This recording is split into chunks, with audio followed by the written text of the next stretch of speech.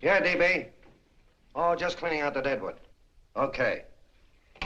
Look, Mr. Connell, I just can't afford to be without work right now, not even for a day. I've got a mother and 2 kid sisters. More good luck telegrams. Well, you know how it is. I've just got to keep on working, see? Sorry, sister. I was sent down here to clean house. I told you I can't use your column anymore. It's lavender and no lace. Send those other people in. I'll tell you what I'll do. I get $30 a week. I'll take 25, 20 if necessary. I'll do anything you say. It isn't the money. We're after circulation. What we need is fireworks. People are going to hit with sledgehammers. Start arguments. Oh, I can do that. I know this town inside out. Oh, give me a chance, All please. right, come in. Cashier's got your check. Who are these people? Gibbs, Frawley, Cunningham, Giles. Hey, you sister. Don't forget to get out your last column before you pick up your check.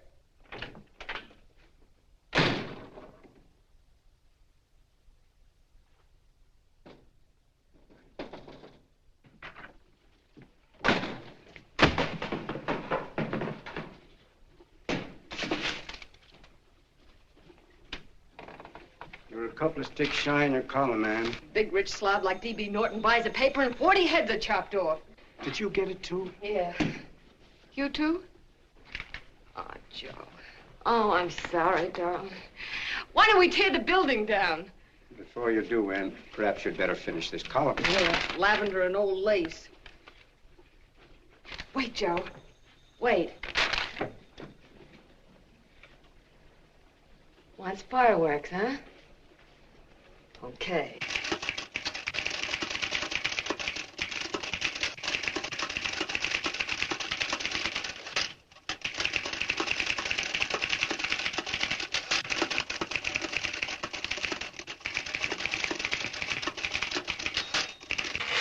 Here.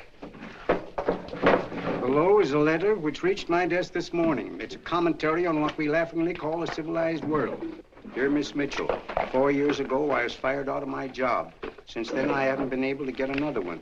At first, I was sore at the state administration because it's on account of the slimy politics here we have all this unemployment. But in looking around, it seems the whole world's going to pot. So in protest, I'm going to commit suicide by jumping off the City Hall roof. Signed, a disgusted American citizen, John Doe. The editor's note, if you ask this column The wrong people are jumping off the roofs. Hey, Ann, this is the old fakeroo, isn't it? Never mind that, Joe. Go ahead. Sorry.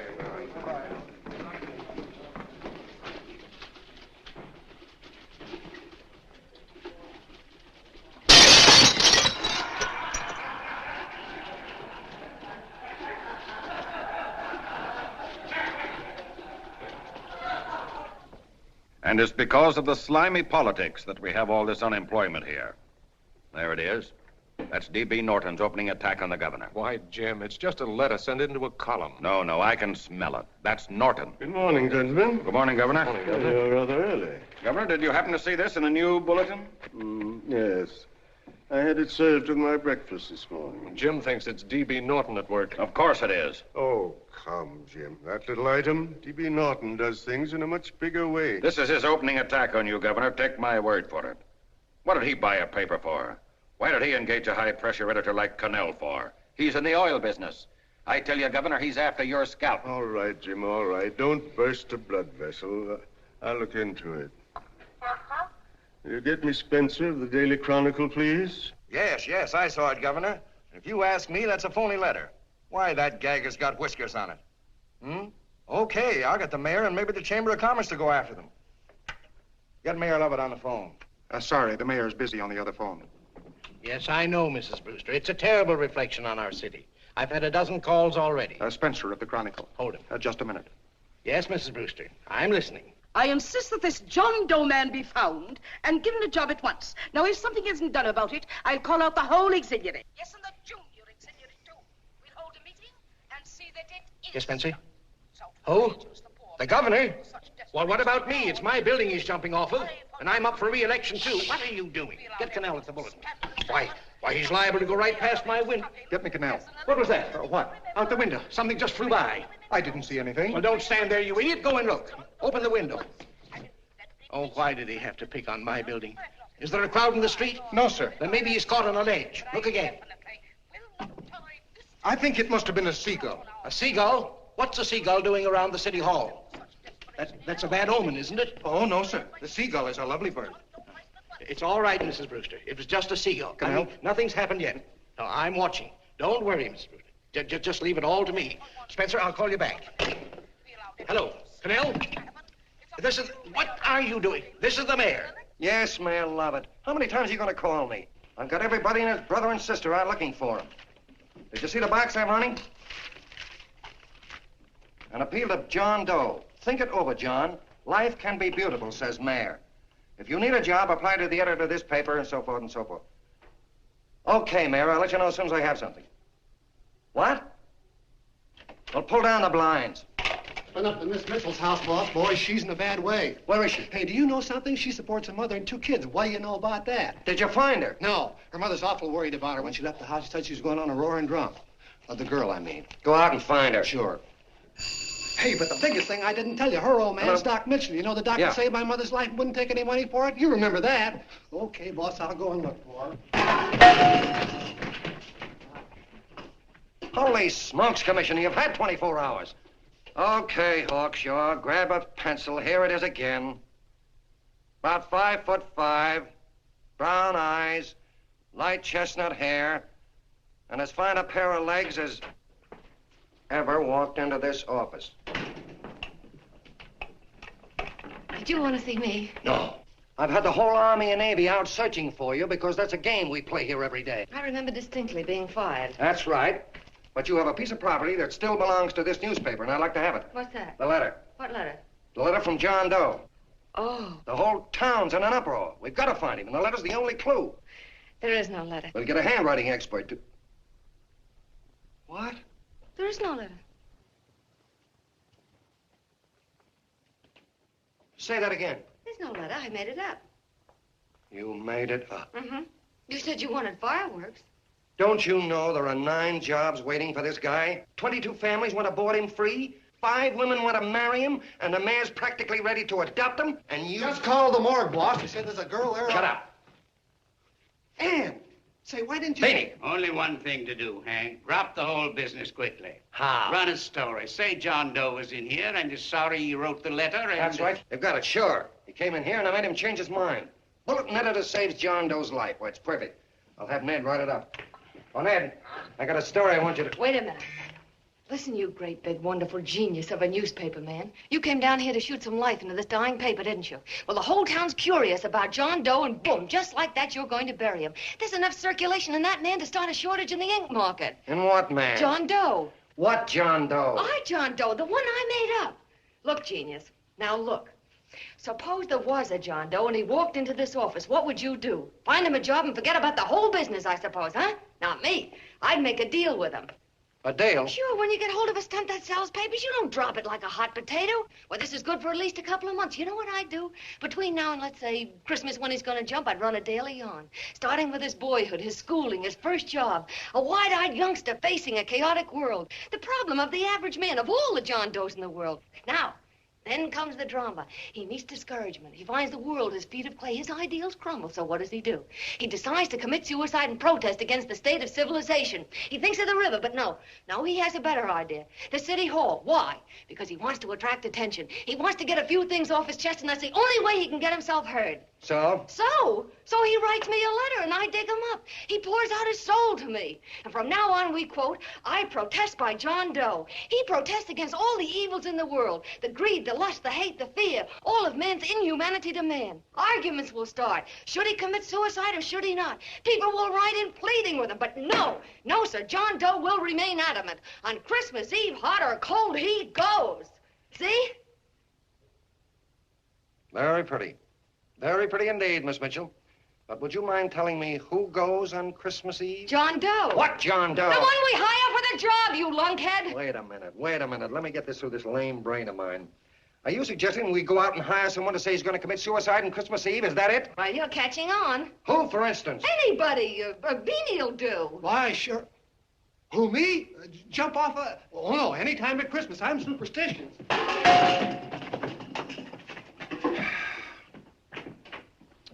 Miss Mitchell, do me a favor. Will you go on out and get married and have a lot of babies, but stay out of newspaper business. Better get that story in, Hank. It's getting late. You're supposed to be a smart guy. If it was raining $100 bills, you'd be out looking for a dime you lost someplace. Holy smokes, wasting my time listening to this mad woman. Look, Chief, look at the Chronicle. It's running on John Doe. They say it's a fake. Why, the no good that... John Doe story, amateur journalism. It's palpably phony. It's a wonder anyone is taking it serious.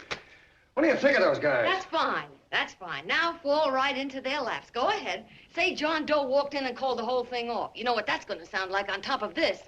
That's all, Ned. Thank you. All right. Amateur journalism, huh? Why, that bunch of sophomores. I can teach them more about... Hey, boss, get a load of this. What? Look. What do they want? They all say they wrote the John Doe letter. boss. Oh, they all wrote the letter. Tell them all to wait. Look, Mr. Connell, one of those men is your John Doe. They're desperate and will do anything for a cup of coffee. Pick one out and you can make the Chronicle eat their words.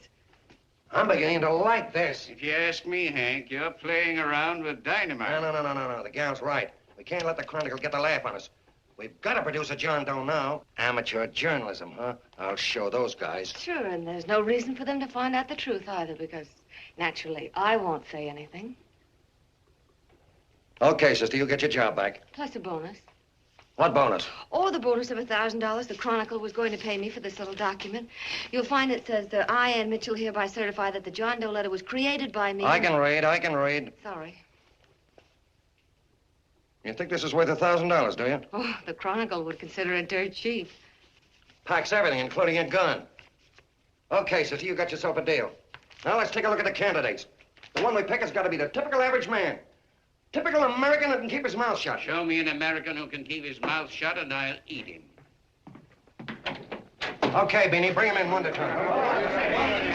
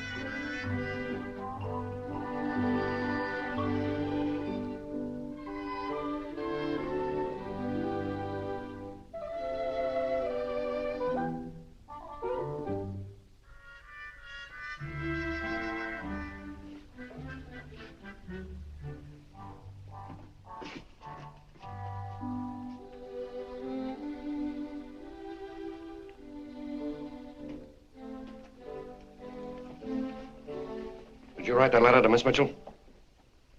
No, I didn't. What are you doing up here, then? Well, the paper says there were some jobs around loose. Thought there might be one left over. Had any schooling? Yeah, a little. What do you do when you work? I used to pitch. Baseball? Yeah. So my wing went bad. Where'd you play? Bush leagues, mostly. How about family? Got any family? No. Oh, just traveling through, huh? Yeah. Me and a friend of mine. He's outside. Looks all right. It's perfect. A baseball player. What could be more American? I wish he had a family, though. Be less complicated without a family. Look at that face. It's wonderful. They'll believe him. Come on. What's your name? Willoughby. John Willoughby. Long John Willoughby, they called me in baseball. Would you like to make some money? Yeah. Maybe. Would you be willing to say you wrote that letter and stick by it? I get the idea. Yeah. Maybe. That's our man. He's made to order. I don't know. He don't seem like the kind of a guy that'd fall in line. When you're desperate for money, you do a lot of things, Mr. Connell. He's our man, I tell you. He's fainted. Come on, Get the water quickly. Hurry up, Pop. Oh. Right here, sit down. You all right? Yeah, I'm all right. How many is that, 6?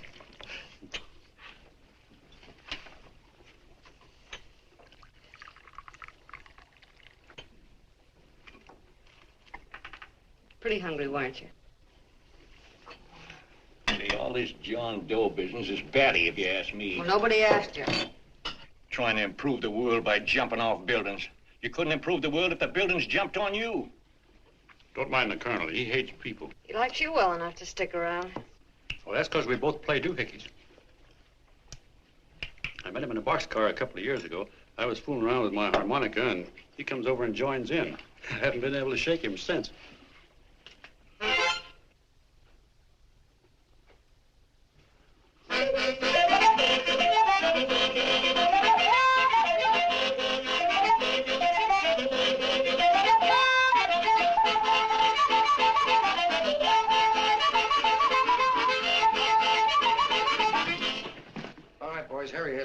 No, you can't take pictures of him like that, eating a sandwich and with a beard.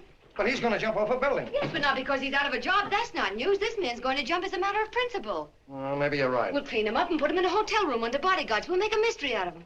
Did you speak to Mr. Norton? Thinks it's terrific. Says for us to go the limit. Wants us to build a bonfire under every big shot in the state. Oh, swell. Is that the contract? Yeah. What's he doing here? Friend of his. They play duets together. Duets? But can we trust him? Oh. I trust him. Oh, you trust him, eh? Well, that's fine. I suppose he trusts you, too. Oh, stop worrying. He's all right. Okay, but we don't want more than a couple of 100 people in on this thing. Now, the first thing I want is an exact copy of the John Doe letter in your own handwriting. I've got it already. Here. No, that's fine.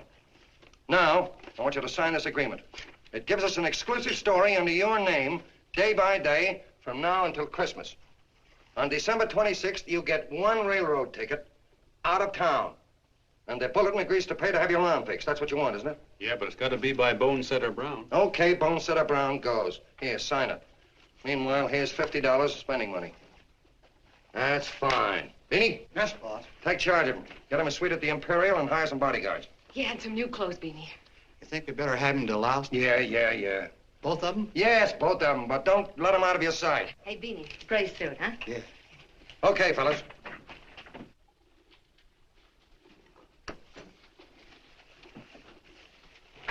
Take it easy, John Doe. And you start pounding that typewriter. Oh, boy, this is terrific. No responsibilities on our part, just statements from John Doe, and we can blast our heads off. Before you pop too many buttons, don't forget to make out that check for 1,000. Okay, fellas, now, let me see. You sit outside the door. Nobody comes in, see? You two fellas sit in here. Hey, pretty nifty, huh? You ain't gonna get me to stay here. Sure you are. No, sir. That spot under the bridge where we slept last night's good enough for me. Say, what'll I do with this baggage? I'll stick him in the bedroom. Give me mine, I ain't staying. You know, we were headed for the Columbia River country before all this John Doe business came up. You remember that, don't you? Sure, I remember. Say, your ears popped coming up in the elevator. Mine did. Oh, Long John, I tell you, it's no good. You're going to get used to a lot of stuff that's going to wreck you. Why, that $50 in your pocket's beginning to show up on you already. And don't pull that on me, neither. Stop worrying, Colonel. I'm going to get my arm fixed out of this. Hey, here's some cigars the boss sent us. Have one. Hey, Help cigars. yourself. No.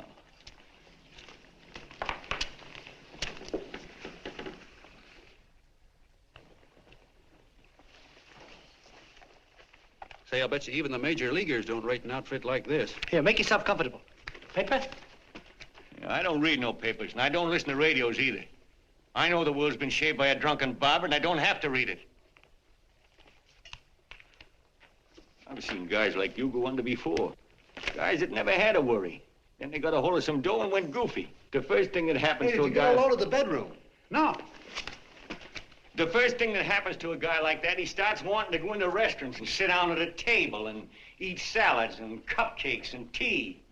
Boy, what that kind of food does to your system.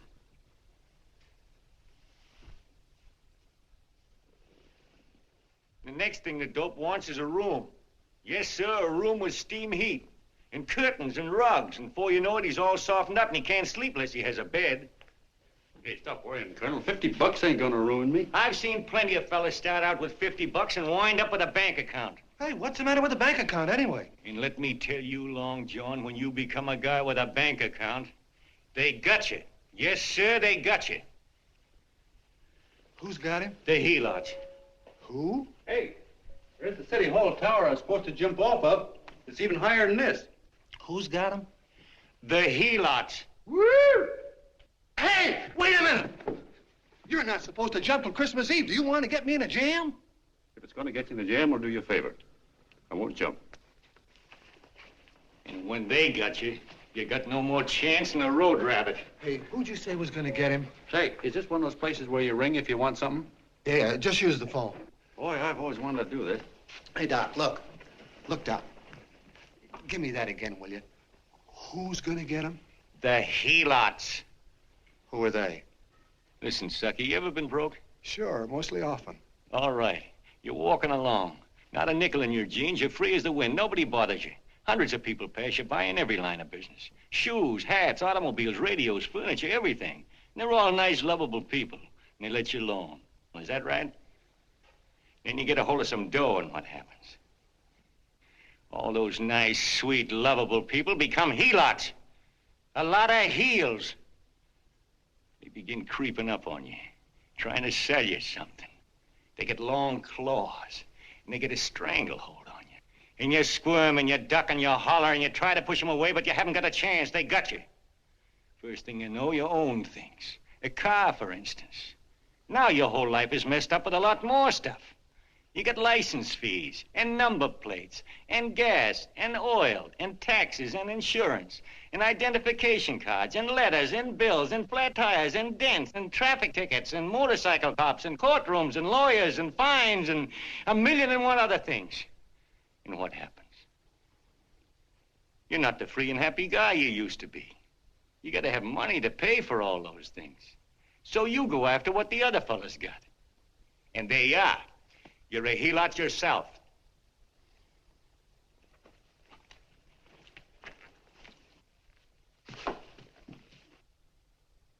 You win, Colonel. Here, take the 50. Go out and get rid of it. You bet I will, just as fast as I can. I'm gonna get some canned goods, a fishing rod, and the rest I'm gonna give away. Give away? Hey, get me a pitcher's glove. I gotta get some practice. Say, he's giving it away. I'm going to get me some of that. Hey, come back here, you helot. Will you send up 5 hamburgers with all the trimmings, 5 chocolate ice cream sodas, and 5 pieces of apple pie? No, apple with cheese. Yeah, thanks.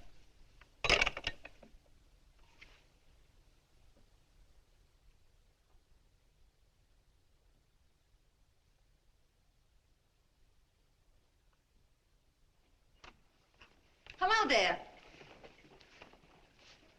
Well, well. If it isn't the man about town. All set, Miss Anne. Oh, yes. Let's go. Let's see, we want some action in these pictures. Action? Mm-hmm. That's good. No. This man's going to jump off a roof. Oh. Here, wait a minute. Let me comb your hair. Sit down. There, that's better.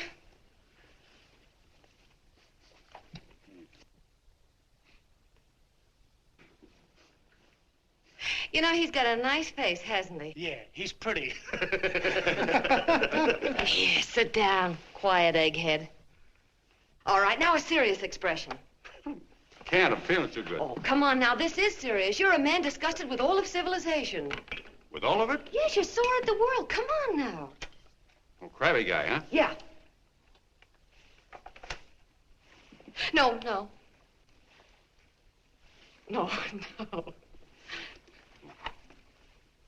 No, look.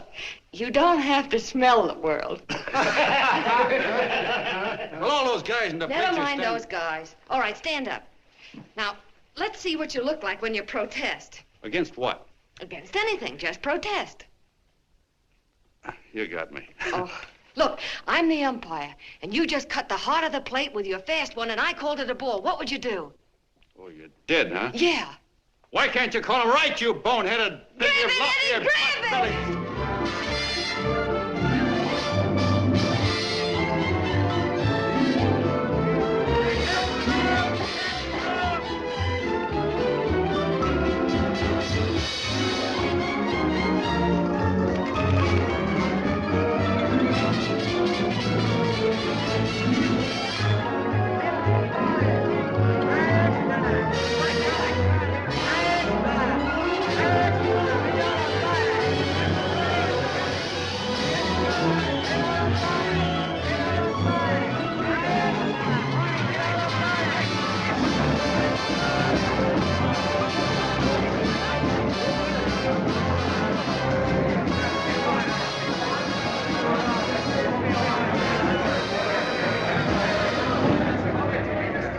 I don't care whose picture they're publishing.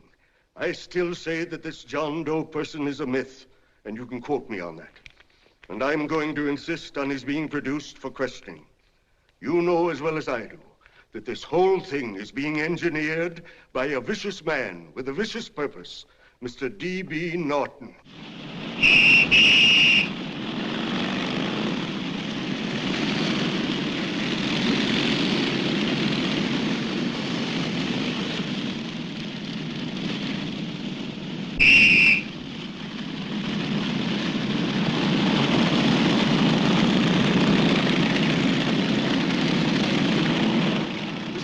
And Miss Mitchell are at the house, sir. Oh, they are?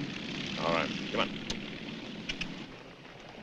Personally, I think it's just plain stupidity to drop it. Now, you should see his fan mail, thousands.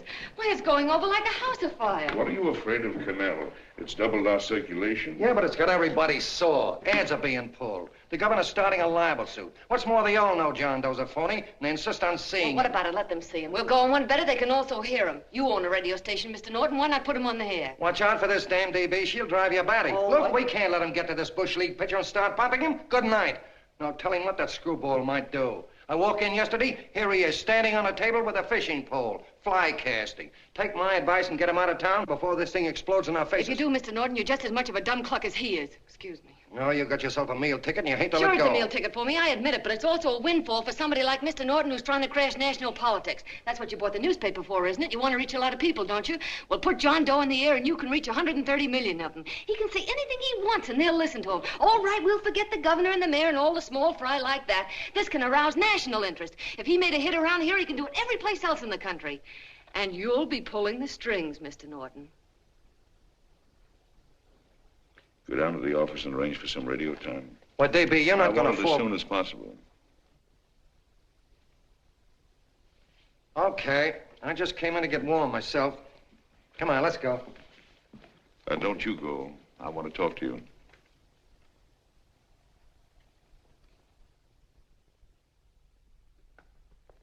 Sit down.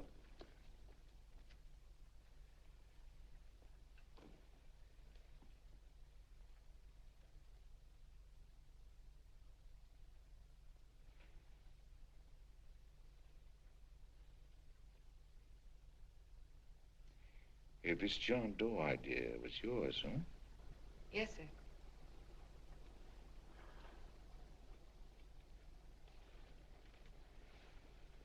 How much money do you get? $30. $30. Well, what are you after? I mean, what do you want? A journalistic career? Money. Money?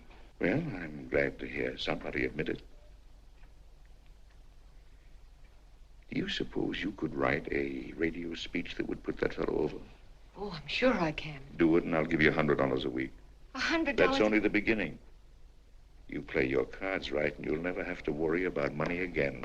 Oh, I knew it. Hello. Hello. Whenever there's a pretty woman around.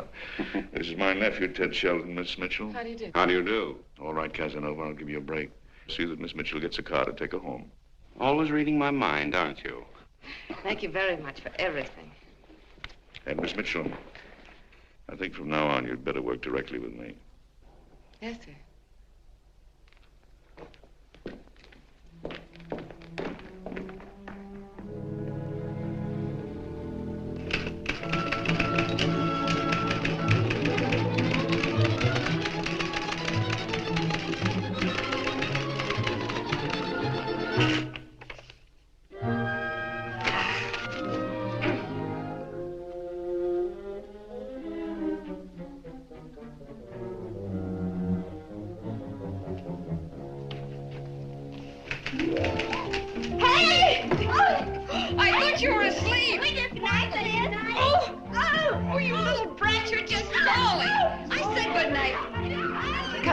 Children, it's past your bedtime. Come on. Now, spooch off Stay fork through me. I'm done. I'll never get this speech right. Oh, yes, you will, Ann, dear. You're very clever. Yeah, I know. What are you looking for? Your purse. I need $10. What for? I gave you 50 just the other day. Yes, I know, dear, but Mrs. Burke had her baby yesterday. 9 pounds. And there wasn't a thing in the house. And then the community chest lady came. And the 50's all gone, huh? Who's the 10 for?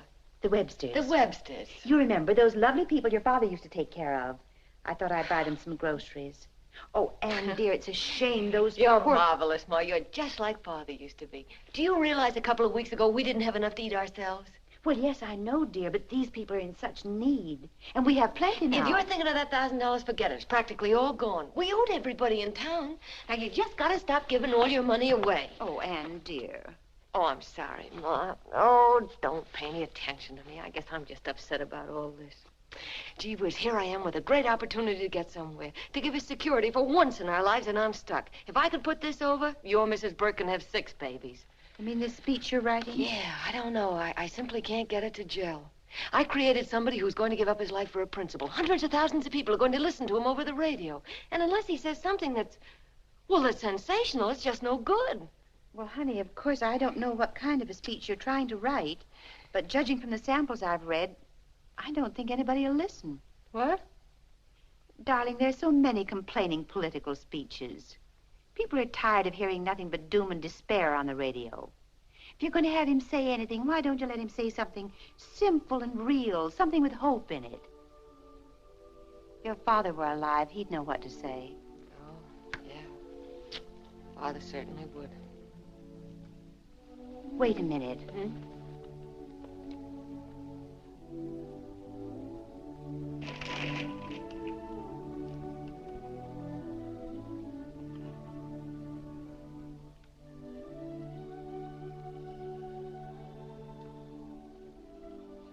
That's your father's diary, Anne. Father's... I never knew he had a diary. There's enough in it for 100 speeches.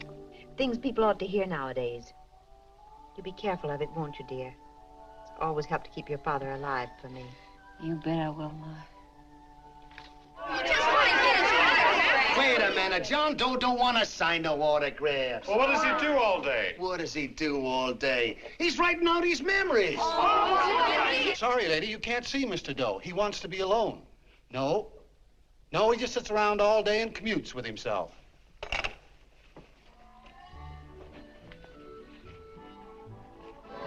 Oh!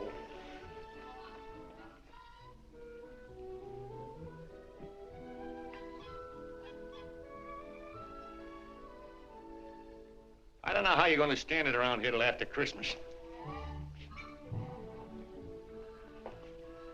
I'll bet you ain't heard a train whistle in 2 weeks.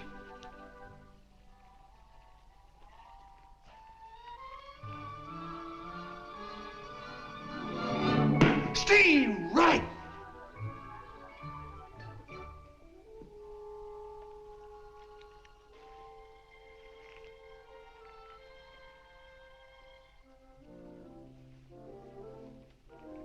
I know why you're hanging around.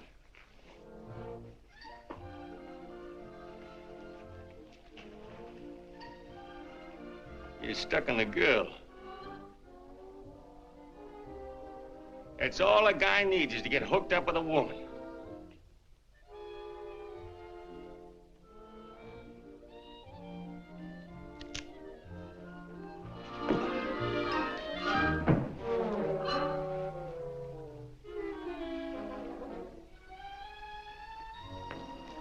What was that, a single? First baseman dropped the ball. Butterfingers! Tough luck, pal.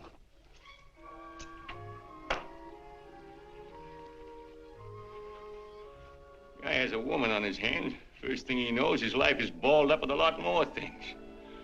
Furniture and...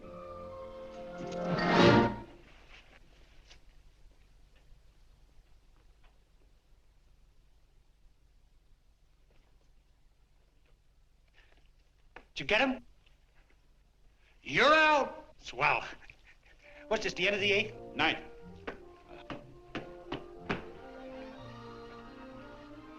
Hey, Beanie, there's a couple of mugs from the Chronicle snooping around out here. Huh? Come on, Angel Face. Gangway. What's the score, Angel Face? 3-2, our favor. Gee, that's great.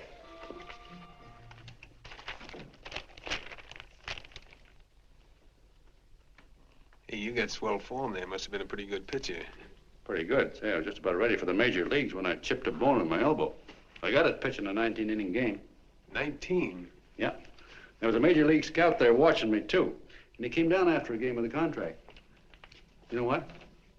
I couldn't lift my arm to sign it. I'll be okay, though, as soon as I get it fixed up. It's too bad. What do you mean, too bad? Huh? Oh, that you'll never be able to play again. What are you talking about? I just told you I was going to get Well, you know how they are in baseball if a guy's mixed up in a racket. Racket? What do you mean? Well, I was just thinking about this John Doe business. Why, as soon as it comes out it's all a fake, you'll be washed up in baseball, won't you? Yeah. Hey, doggone. I never thought about that.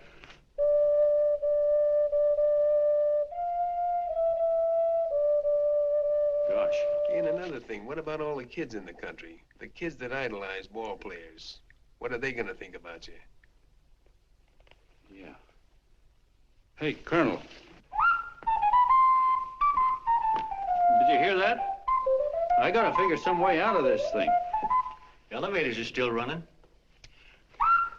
I know one way you can do it. How?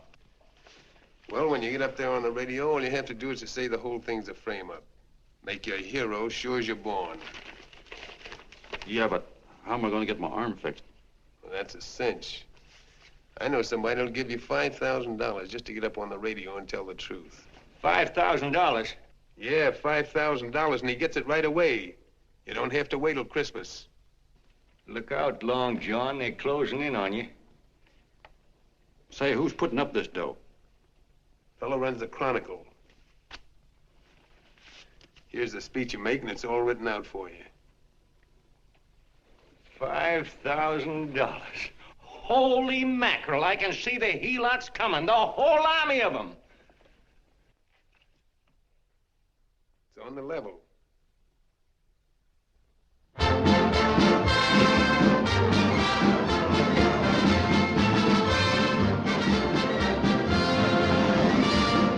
No, I'm sorry. Tickets for the broadcast are all gone. Phone the bulletin. Sorry, no more tickets left.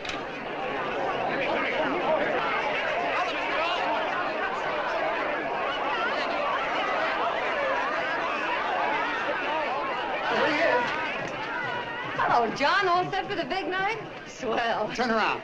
One moment. Now stand still. Hold it, Mr. Doe. Hold it. Big smile, Mr. Doe. That's right. Okay, Beanie, that's all. Take him now. Come on. Now, look, John, here's the speech. It's in caps and double spaced. You won't have any trouble reading it. Not nervous, are you? No. Of course not. He wouldn't be. Who? John Doe, the one in there. Hey, don't let your knees rattle. It picks up on the mic. Oh, Beanie, you needn't be nervous, John. All you have to remember is to be sincere. Pick up that phone, Miss Mitchell. It's for you. Okay. Hello? Yes, Mother. Oh, thank you, darling. Oh, there he is, the poor dear man. Oh, good luck to you, Mr. Doe. We want you to know that we're all for you. The girls all decided that you're not to jump off any roof at all. Even if we have to, we'll stop it. You got the speech I gave you? Yeah. Now, look.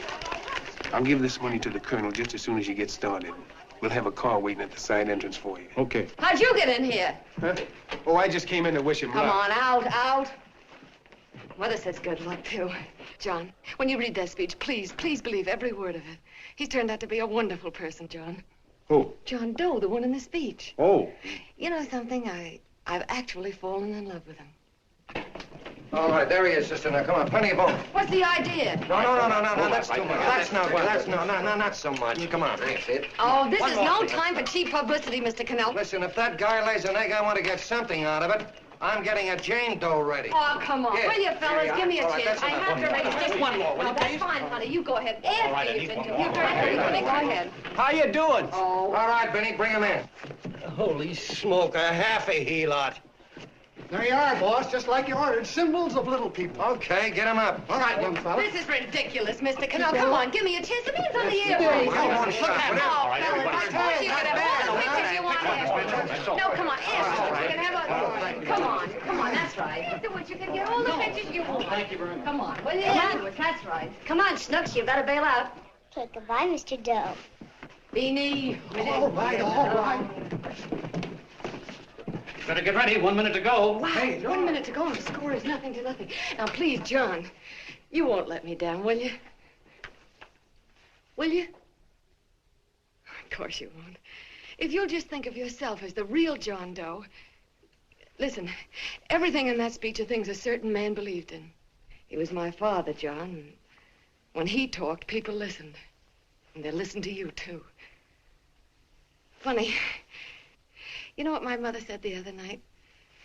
She said to look into your eyes, that I'd see Father there. Hey, what do you say? Okay, we're coming. Come on. Now, listen, John, you're a pitcher. Now get in there and pitch. Good luck. Give him room, let him through. Come on.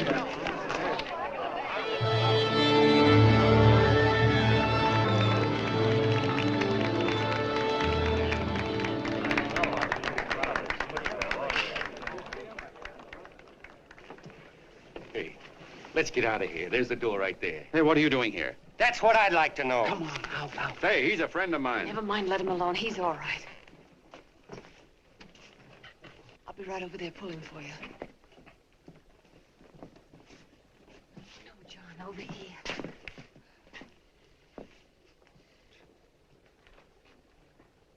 Stand by.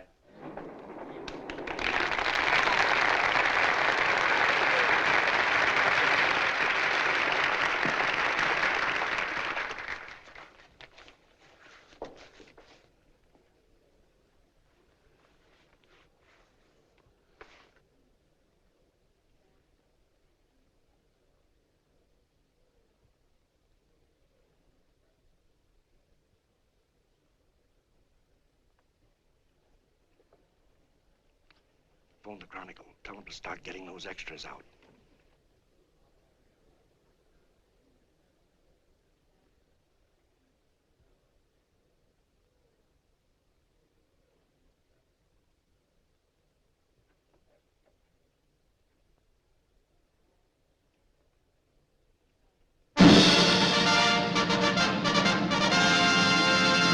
And good evening, ladies and gentlemen. This is Kenneth Fry speaking for the New Bulletin. Tonight we give you something entirely new and different. Standing beside me is the young man who has declared publicly that on Christmas Eve he intends to commit suicide, giving as his reason, quote, "I protest against the state of civilization," end quote. Ladies and gentlemen, the New Bulletin takes pleasure in presenting the man who is fast becoming the most talked of person in the whole country, John Doe.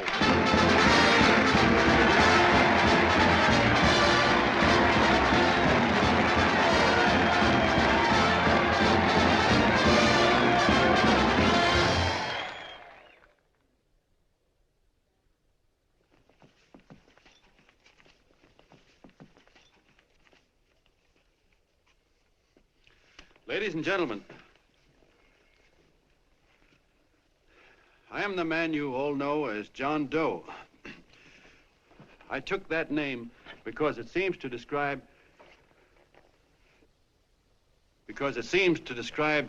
the average man. And that's me. And that's me. Well, it was me before I said I was going to jump off the city hall roof at midnight on Christmas Eve. Now I guess I'm not average anymore. Now I'm getting all sorts of attention. From big shots, too. We've been double-crossed. The mayor and the governor, for instance. They don't like those articles I've been writing. You're an imposter, young fellow. That's a pack of lies you're telling. Who wrote that speech for you? Benny, get that gun.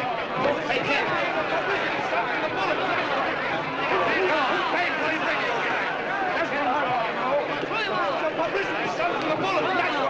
Spencer. Ladies and gentlemen, the disturbance you just heard was caused by someone in the audience who tried to heckle Mr. Doe. The speech will continue.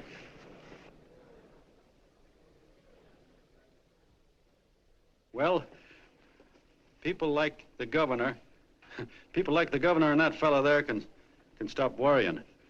I'm not going to talk about them.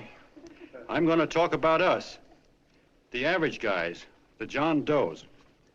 If anybody should ask you what the average John Doe is like, you couldn't tell him because he's a million and one things. He's Mr. Big and Mr. Small.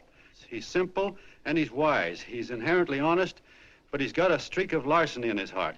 He seldom walks up to a public telephone without shoving his finger into the slot to see if somebody left a nickel there.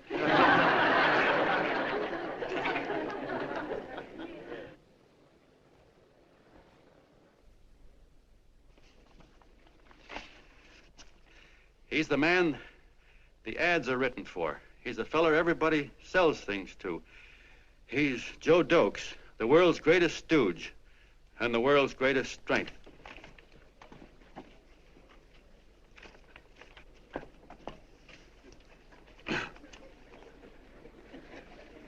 Yes, sir. Yes, sir, we're a great family, the John Does. We're the meek who are supposed to inherit the earth.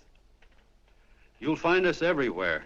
We raise the crops, we dig the mines, work the factories, keep the books, fly the planes, and drive the buses. And when a cop yells, "Stand back there, you," he means us, the John Does. Well, what kind of a speech is that? Didn't you read it? We've existed since time began. We built the pyramids. We saw Christ crucified, pulled the oars for Roman emperors, sailed the boats for Columbus, retreated from Moscow with Napoleon, and froze with Washington at Valley Forge. Yes, sir. We've been in there dodging left hooks since before history began to walk. In our struggle for freedom, we've hit the canvas many a time, but we always bounce back because we're the people, and we're tough.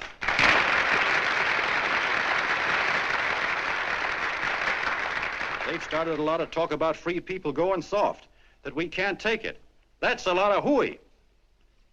A free people can beat the world at anything, from war to tiddlywinks, if we all pull in the same direction.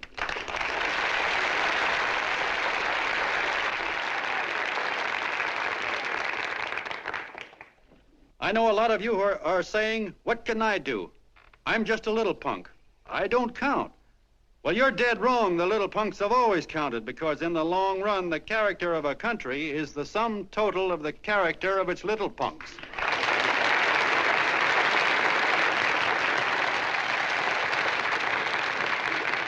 But we've all got to get in there and pitch. We can't win the old ball game unless we have teamwork.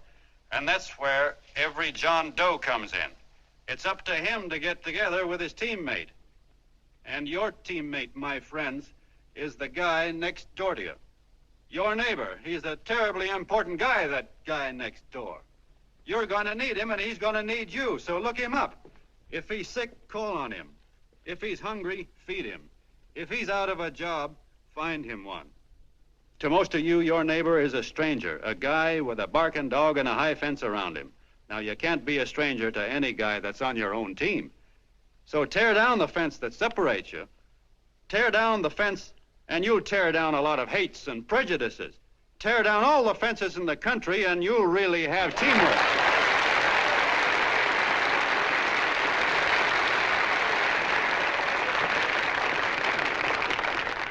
I know a lot of you are saying to yourselves, he's asking for a miracle to happen. He's expecting people to change all of a sudden.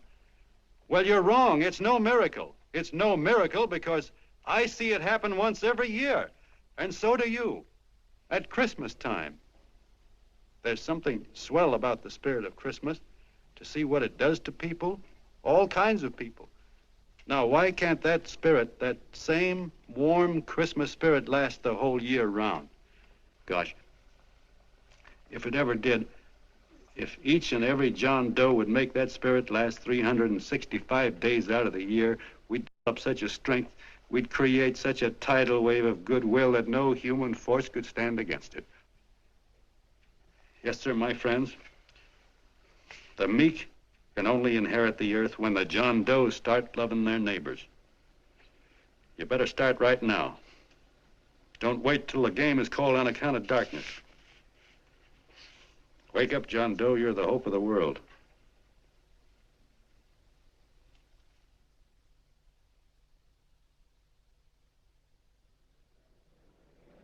John, you're a wonder.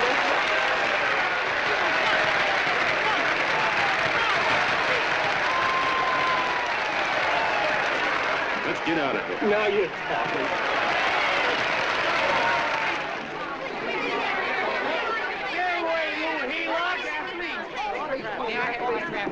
Hey!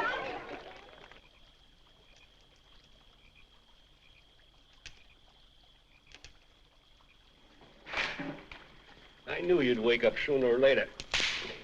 Boy, am I glad we got out of that mess. I had the $5,000 sewed up. Could have been on my way to old Doc Brown. You're a pitcher, John, she says. Now, go in there and pitch. What a sucker. Yeah, she's a heel-lot just like the rest of them. It's lucky you got away from her. What was I doing up there making a speech anyway? Me, huh? Geez, the more I think about it, the more I could... Tear down all the fences. Why, if you tore one picket off of your neighbor's fence, he'd sue you. $5,000 had it right in my hand. What do you mean he ran away? We'll go after him, find him. That man is terrific.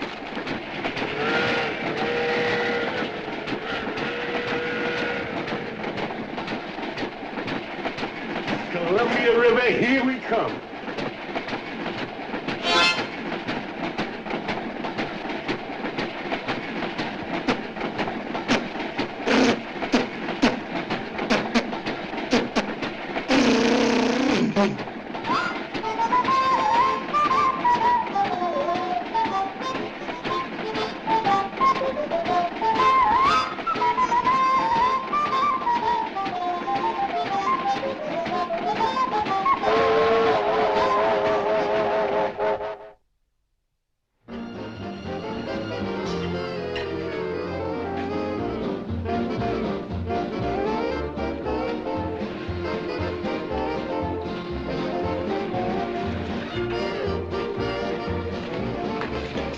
Jitterbugs.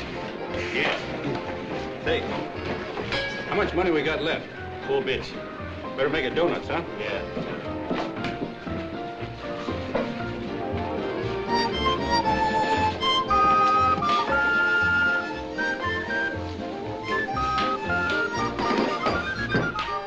What'll it be, gents? Have you got a couple of steaks about that big and about that thick? Yeah, with hash brown potatoes and tomatoes and apple pie and ice cream and coffee. And donuts, I know. Hey, Ma! Seekers! A pair. Fingers a pair coming up. Glad he took the tea out of that.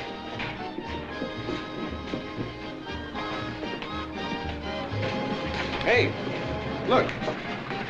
Join the John Doe Club. John Doe Club?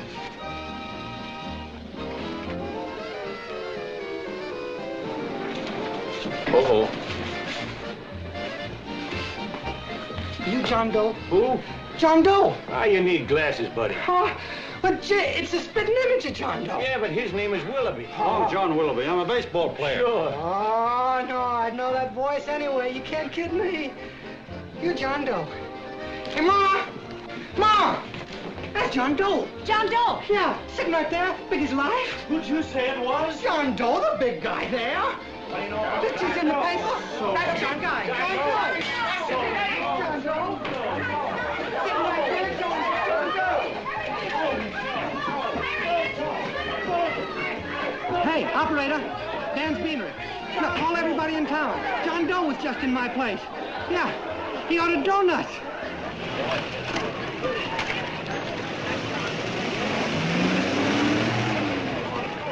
John Doe. Hey, let's see John Doe. Come on.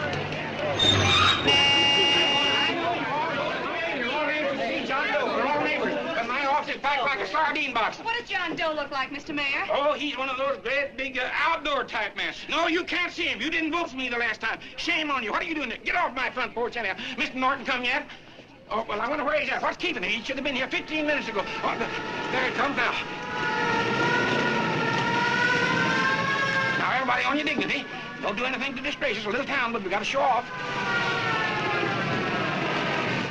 Better let me talk to him. All right, but present it to him as a great cause for the common man. Ah, here he comes. Now, give him room down there. Give him room, folks. Come on now. Come on, here he comes. Here he comes. Here's Mr. Norton. How do you do, Mr. Norton? I'm Mayor Hawkins. Here's Mr. Norton. Let me go, you darn tool. I'm the mayor. Mr. Norton. Mr. Norton. Mr. Norton. I'm Mayor Hawkins. Your office telephoned me to hold him. Well, that's fine. How is he? Oh, he's fine. He's right in my office there. You know, it's a great honor having John Doe here, and you too. Haven't had so much excitement since the old city hall burned down. People are so excited they nearly tore his clothes off. Oh, Matilda, darling, phone the newspapers, tell them Mr. Norton's here. Step right inside, Mr. Norton. My office. Very comfortable here, Mr. Norton. Just had it air conditioned. Gangway, please. Get room for Mr. Norton. Gangway. Gangway. Here he is, Mr. Norton. Well taken care of. The neighbors are serving him a light lunch. Hello, John. Well, Mr. Mayor, if you don't mind, we'd like to talk to him alone. Why, certainly, certainly. All right, everybody. Clear out. Everybody, quickly now. Come on. Come on. Come on. That's it. All right. Don't argue with me here. Wait till we get home. Don't you push me around like that. Even though I'm your wife, you can't push me around. Look, Mr. Norton, I think you got a lot of nerve having those people hold us here. There's nobody holding you here, Mr. Doe. It's only natural that There's nobody holding us here. Let's get going. Incidentally, my name isn't Doe. It's Willoughby. Look, John, something terribly important's happened. They're forming John Doe clubs. We know of 8 already, and they say that there's John Doe clubs? What for? To carry out the principles you talked about in your radio speech. I don't care what they're forming. I'm on my way, and I don't like the idea of being stopped either. Oh, but you don't know how big this thing is. You should see the thousands of telegrams we've received and what they're saying about you. Look, it started as a circulation stunt, didn't it? Well, you got your circulation. Now, why don't you let me alone? Oh, it started as a circulation stunt, but it isn't anymore. Mr. Norton wants to get back of it and sponsor John Doe clubs all over the country. He wants to send you on a lecture tour. Me? Uh-huh. Well, certainly, with your ability to influence people, it might grow into a glorious movement. Say, let's get something straight here. I don't want any part of this thing. If you got an idea I'm going around lecturing the people, why, you're crazy. Baseball's my racket, and I'm sticking to it.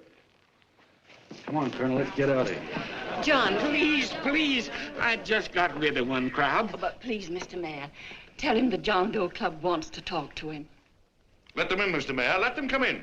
Okay, folks, but remember your manners. No stampeding. Walk slow, like you do when you come to pay your taxes.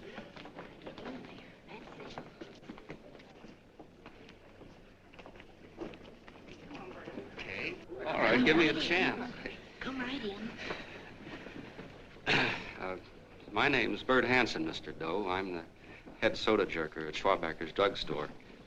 Well, sir, you see, me and my wife, we heard your broadcast, and we got quite a bang out of it, especially my wife.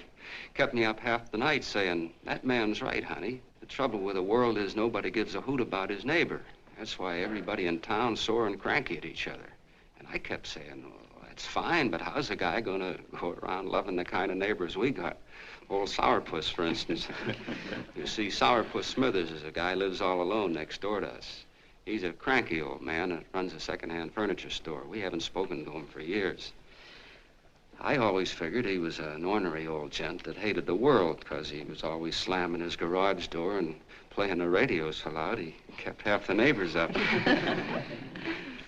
Well, anyway, the next morning I'm out watering the lawn and I look over and there's Sourpuss on the other side of the hedge straightening out a dent in his fender.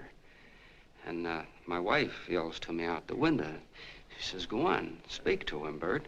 And I figured, well, heck, I can't lose anything, so I yelled over to him, "Good morning, Mr. Smithers." He went right on pounding his fender. Was I burned? So I turned around to give my wife a dirty look, and she said, "Louder, louder, he didn't hear you." So in a voice you could have heard in the next county, I yelled, "Good morning, Mr. Smithers." Well, sir, you could have knocked me over with a feather.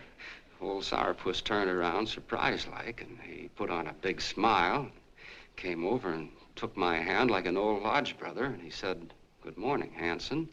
I've been wanting to talk to you for years, only I thought you didn't like me." And then he started chatting away like a happy little kid, and he got so excited his eyes all... Well, Mr. Doe, before we got through, I found out Smithers is a swell egg, only he's pretty deaf, and that accounts for all the noises. And he says it's a shame how little we know about our neighbors. And then he got an idea, and he said, "How's about inviting everybody someplace where we can all get together and know each other a little better?" Well, I'm feeling so good by this time, I'm ripe for anything, so Smithers goes around the neighborhood inviting everybody to a meeting at the schoolhouse, and I tell everybody that comes in the store, including Mr. Schwabecker, my boss.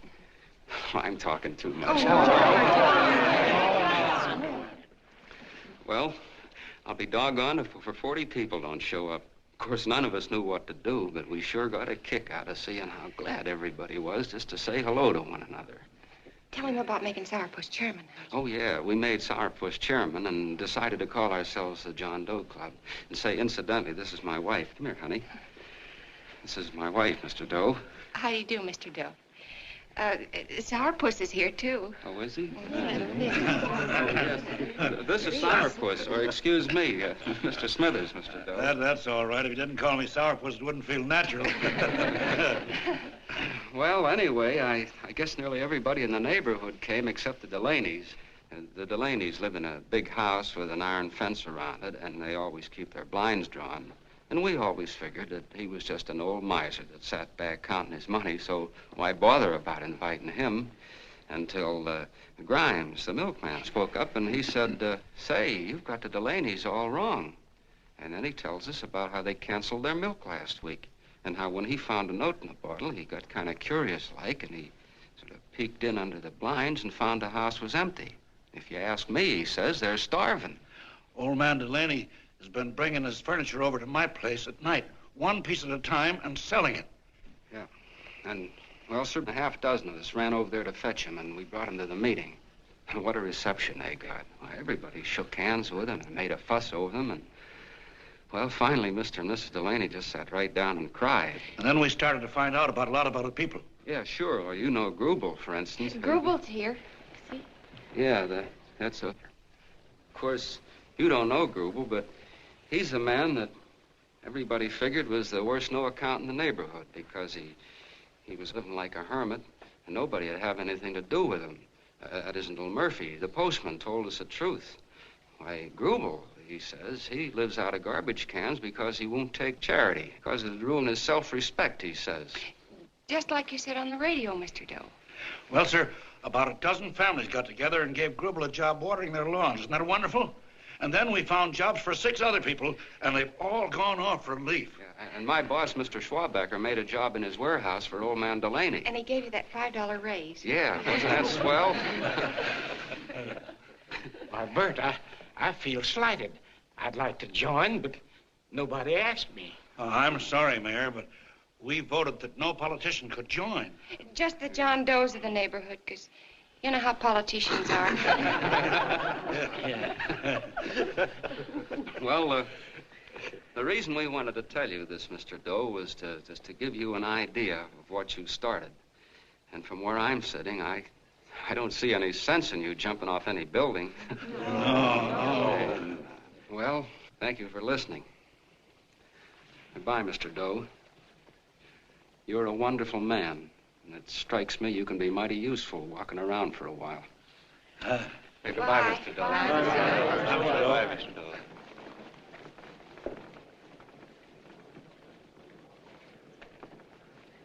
I'm Mrs. Delaney, Mr. Doe. And God bless you, my boy.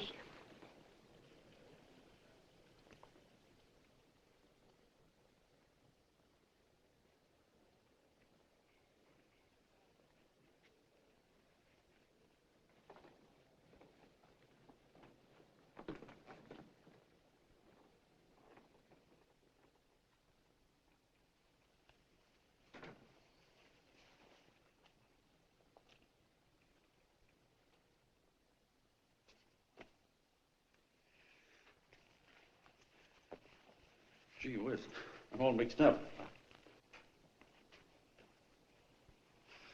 I don't get it.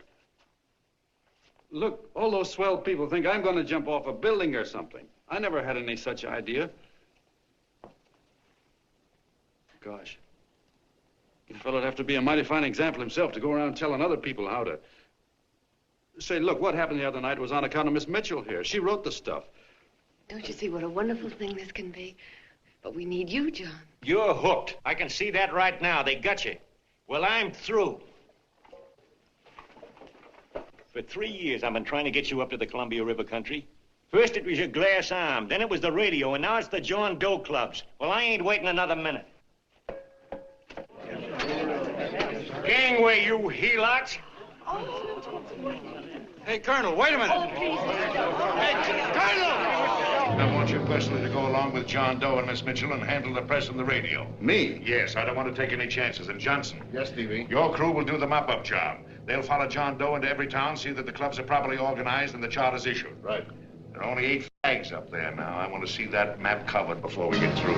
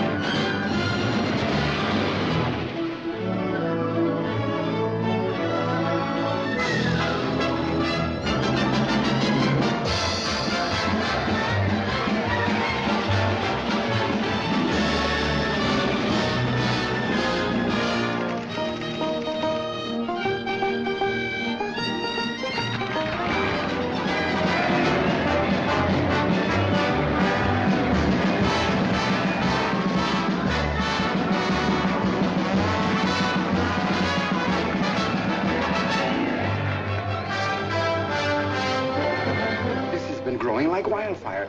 If they made demands, I'd understand it. But the John Does ask for nothing. People are going off relief. If this keeps up, I'll be out of a job. As soon as it gets strong enough, we'll find out what John Doe wants. 30 every Thursday, 60 at 60. Who knows what? I'm sorry, boss. They just won't let anybody talk politics to them. It's crazy. We've got to get to them. They represent millions of voters.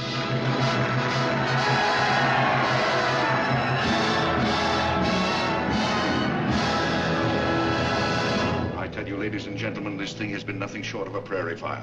We've received so many applications for charters to the John Doe clubs, we haven't been able to take care of them. I'd hate to have that many pins stuck in me. This John Doe convention is a natural. It's going to put our city on the map. Why, over 2,400 John Doe clubs are sending delegates. Can you imagine that? You, Mr. Mayor, will be the official host. You will make the arrangements for decorating the city, parades, and a reception for John Doe when he gets home. And don't wear your high hat. No high hat? No high hat. And from you, Connell, I want a special John Doe edition every day until the convention is over. And now, if you will, please step into the outer office and look your prettiest because there are photographers there to take pictures of this committee. Don't worry, DB. Everything will be taken care of. Isn't it all too wonderful? Gather down here in a nice group now. Get a nice rug here. Oh, Mr. Mayor, would you step down in front row, please? You ladies get close to him. That's it. Well, I don't get it. Get what? Look, DB, I'm supposed to know my way around. This John Doe movement has cost you a fortune. Now, this convention is going to cost plenty. Well? Well, I'm stuck with 2 and 2, and I'm a sucker if I can make 4 out of it. Where do you come in? You'll have the satisfaction of knowing that my money has been spent for a worthy cause. I see. I better stick to running the paper, huh? I think maybe you better had. And Connell, I'd like to have the John Doe contract, all the receipts for the money we advanced him, and the letter Miss Mitchell wrote, for which I gave her $1,000. Yes, sure. Well, we leave for the airport. Half an hour. Is that Johnny boy's room? Better hustle him up. He'll be ready on time. He's packing now. Ah, good. Did you see his picture on the cover of Time? Yeah. I gotta give you credit, Annie girl. I've handled a good many big promotions in my time. Everything from a World's Fair to a Channel swimmer. But this one has certainly got me spinning. And now a John Doe convention. Wow. Say, if you could only get him to jump off the City Hall roof on Christmas Eve, I'd guarantee you 500,000 people there. Charlie. Huh? What do you make of him? Oh, Johnny boy? Well, I don't know what angle you want, but I'll give it to you quick. Number one, he's got great yokel appeal, but he's a nice guy. Number two, he's beginning to believe he really wrote that original suicide letter that you made up. Number three, he thinks that you're Joan of Arc or something. Yeah, I know. Number four, well, you know what number four is. He's nuts about you. Yeah, it's running out of his ears. You left out number 5. We're all heels, me especially. Holy smoke. Come in.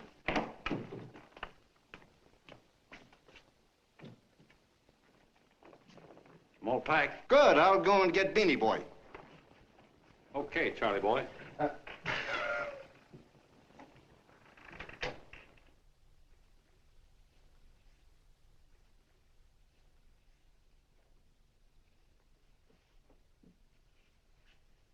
Can I help you pack? No, thank you.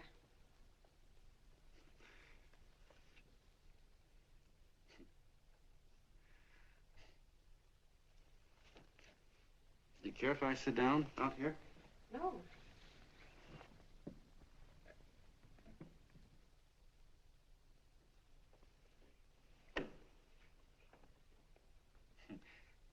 You know, I had a crazy dream last night. It was about you. About me? Yeah, sure was crazy. I dreamt I was your father.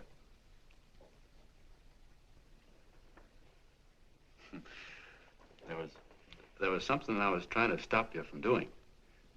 So I got up out of bed and I walked right through the wall here, right straight into your room. You know how dreams are. And there you were in bed. But you're a little girl, you know, about 10. And very pretty, too.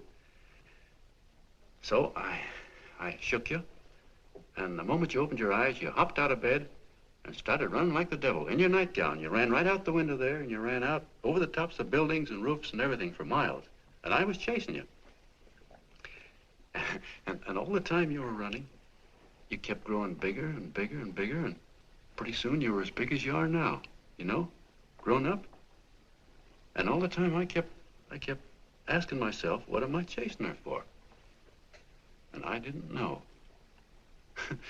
Isn't that a hot one?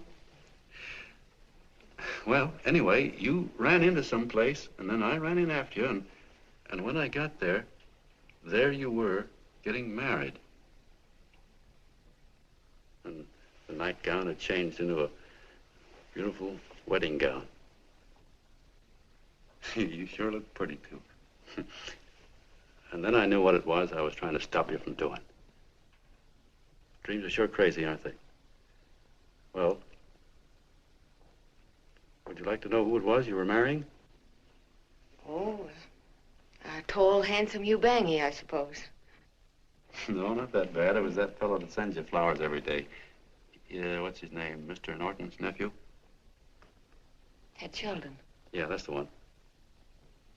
But here's the funniest part of it all. I was the fella up there doing the marrying, you know, the justice of peace or something. You were? I thought you were chasing me. Well, yes, I was, but I was your father then, you see. But the real me, John Doe, or that is, Long John Willoughby, I was the fella up there with the book. You know what I mean? I guess so. Then what happened? Well, I took you across my knee and I started spanking you. That is, I didn't do it. I mean, I did do it, but it wasn't me, you see. I was your father then. Well, I held you across my knee and I said, Annie, I won't allow you to marry a man that's just rich or that has his secretary send you flowers.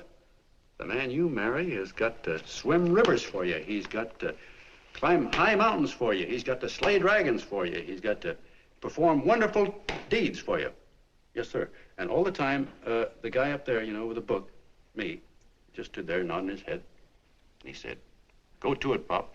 Whack her one from me, because that's just the way I feel about it, too. So he said, come on down here and whack her yourself. So I came down and I whacked you a good one, see? Then he whacked you. And I whacked you another one. We both started whacking you like... Well, if you're through whacking her, come on, let's get going. Okay, fellas, right in here. You go out the side entrance. There's a bunch of autograph seekers out front. We'll be down with the bags in a minute. Come on, don't make a government project out of this. Hi, Benny. When's our plane take off again? Couple of minutes. How many people do you think we've talked to already, outside the radio, I mean? Oh, I don't know. About 300,000. 300,000. What makes them do it, Ann? What makes them come and listen and get up their John Doe clubs the way they do? I've been trying to figure it out.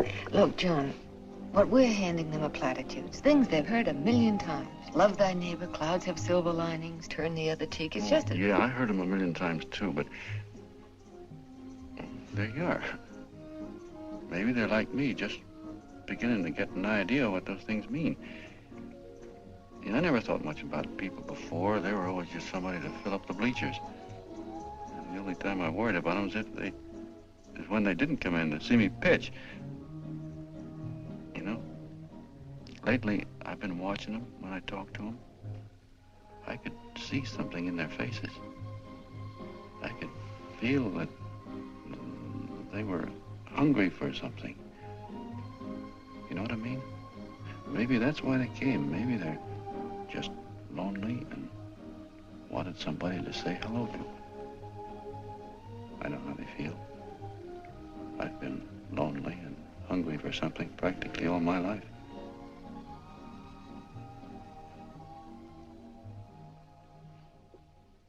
All aboard, folks.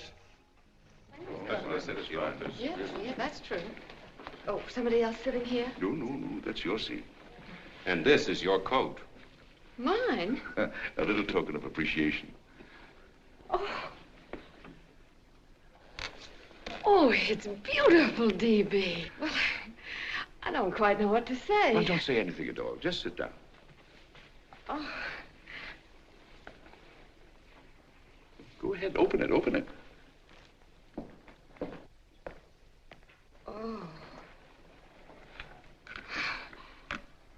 Oh, it's lovely. And a new contract goes with it.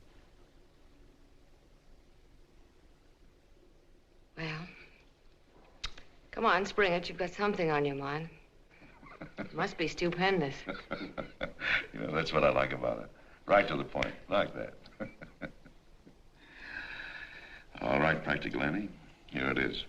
Tomorrow night, before a crowd of 15,000 people and talking over a nationwide radio hookup, John Doe will announce the formation of a third party.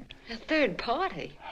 Yes, the John Doe Party, devoted entirely to the interests of all the John Does all over the country, which practically means 90% of the voters. He will also announce the third party's candidate for the presidency, a man whom he personally recommends, a great humanitarian, the best friend the John Does have. Mr. D.B. Norton. Yes.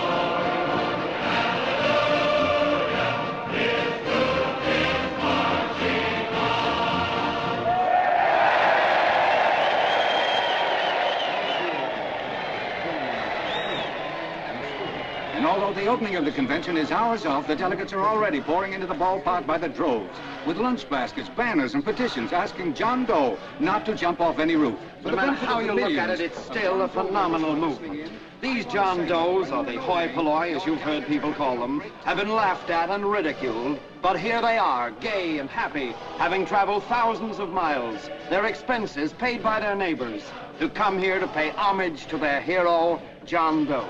And in these days of wars and bombings, it's a hopeful sign that a simple idea like this can sweep the country. An idea based on friendliness, on giving and not taking, on helping your neighbor and asking nothing in return. And if a thing like this can happen, don't let any of your grumbling friends tell you that humanity is falling apart. This is John B. Hughes, signing off now and returning you to our main studio until 9 o'clock, when the convention will officially open.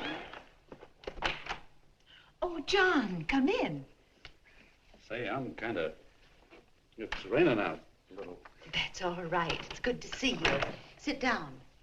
Thanks.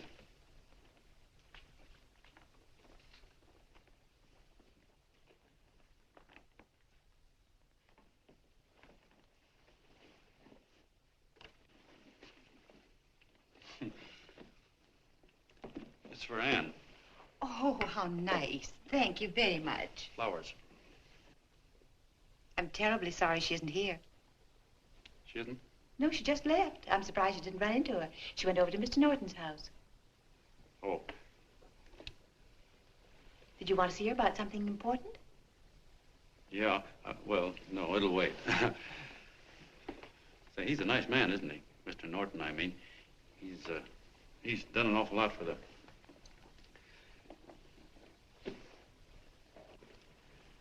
Well, say, my coat's pretty wet. I'm afraid I might have wet the couch a little.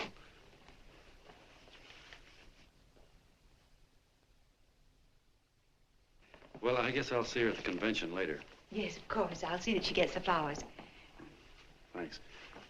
Good night, Mrs. Mitchell. Good night, John.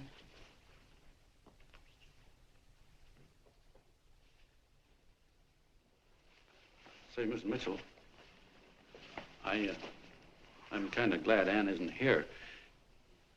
You see, I came over here hoping to see her alone, and kind of hoping I wouldn't, too, you know what I mean?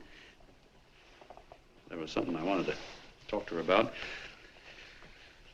But, well, it'll wait, I guess. Good night. Good night, John.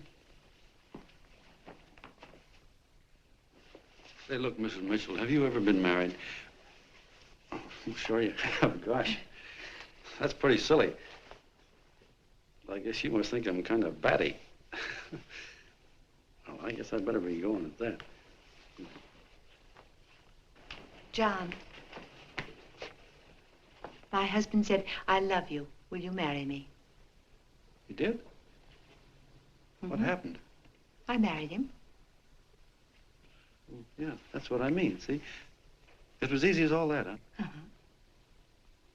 Yeah, but look, Mrs. Mitchell, you know, I love Anne, and it's going to be awfully hard for me to say it, because, well, you know, she's so wonderful. And, well, the best I ever was a Bush League pitcher. And, you know, I think she's in love with another man, the one she made up. You know, the real John Doe. Well, that's pretty tough competition. I bet you he'd know how to say it all right. On me, I get up to it and around it and in back of it, but I never get right to it. You know what I mean? So the only chance I've got is, well, if somebody could kind of give her a warning, sort of prepare her for the shock. You mean you'd like me to do it? Well, I was thinking that, yeah, you know, sort of break the ice. Of course I will, John. See, well, thank you, Mrs. Mitchell. Hey, you're okay.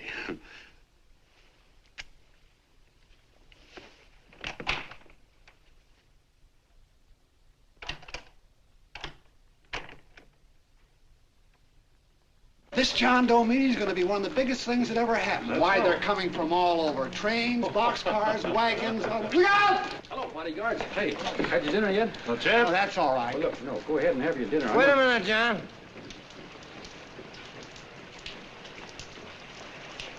Hello, Mr. Connell. How are you, John? John, I want to have a little talk with you. What's the matter? Are you falling? Come on. Hey, boss. Oh, quiet. Say, tell me something. Did you read the speech you're going to make tonight?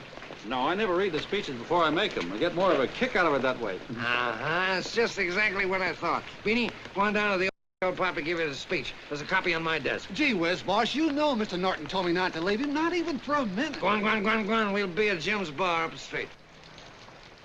You're a nice guy, John. I like you. You're gentle. I always like gentle people. Me, I'm hard. Hard and tough. I got no use for hard people. Gotta be gentle to suit me. Like you, for instance.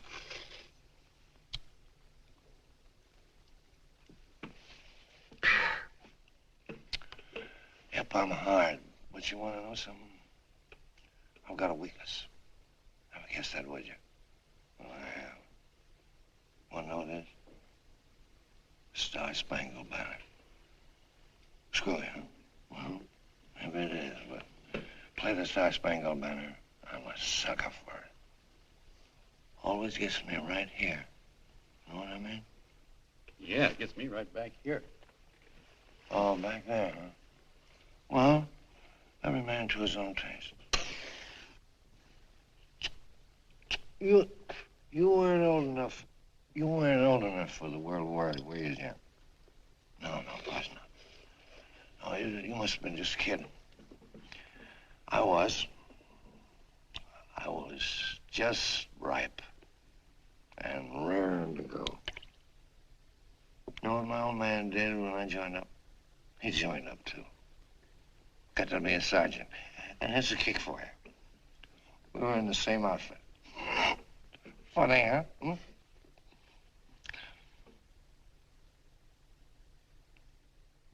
He was killed, John. I saw him get it. I was right there, and I saw it with my own eyes.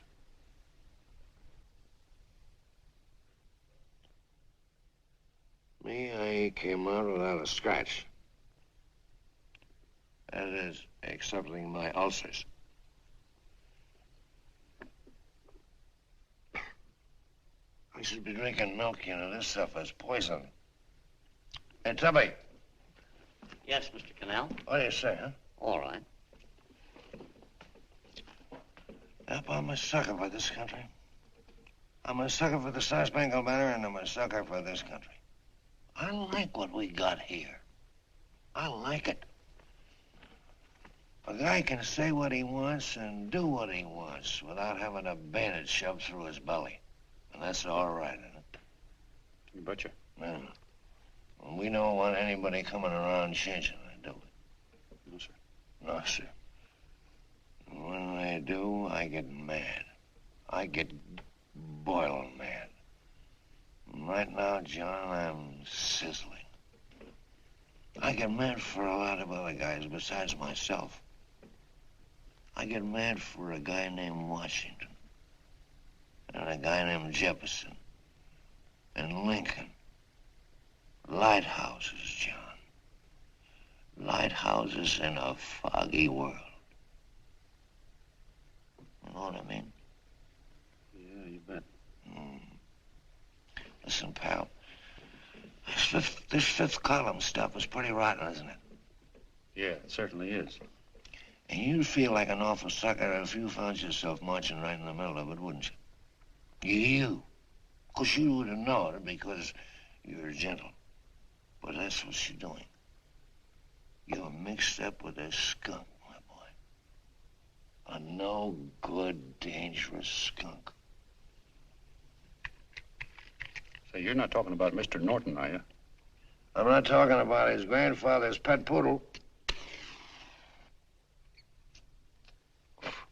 Must be wrong, Mr. Connell. Because he's been marvelous about the John Doe clubs. Yeah? Say, you're sold on this John Doe idea, aren't you? Sure. Sure. I don't blame you. So am I. It's a beautiful miracle. A miracle that can only happen right here in the good old USA. And I think it's terrific. What do you think of that? Me, hard-boiled Connell, and I think it's plenty terrific. All right. Now, supposing a certain unmentionable worm whose initials are DB was trying to use that to shove his way into the White House so he could put the screws on, so he could turn out the lights in those lighthouses. What would you say about that, huh?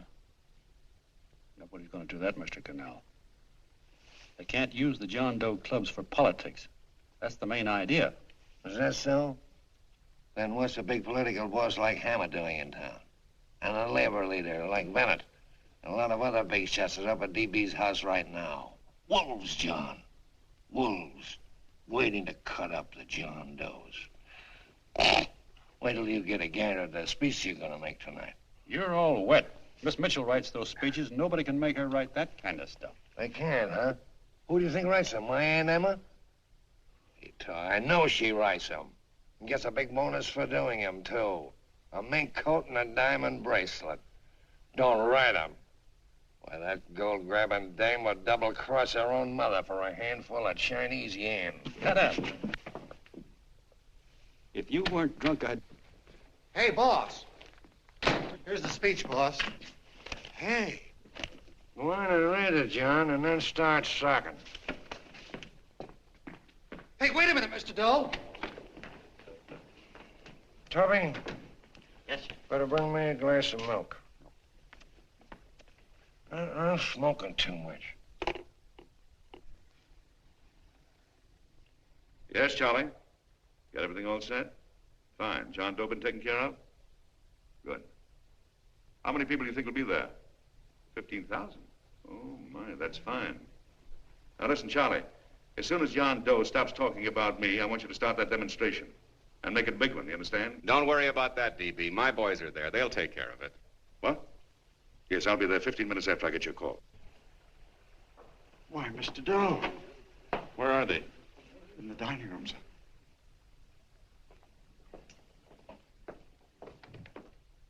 Now, gentlemen, I think we're about ready to throw that great big bombshell. Yeah, well, it's about time.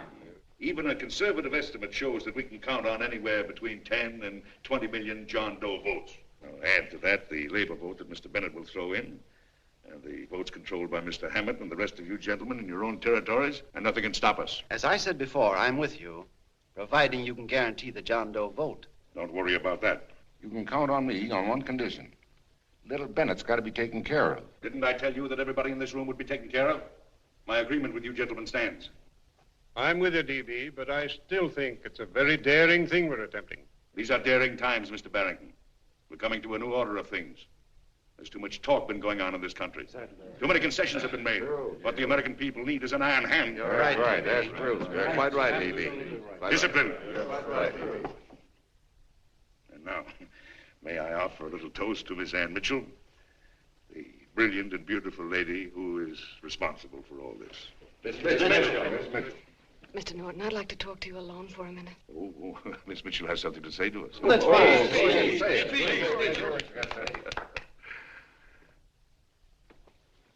Hello.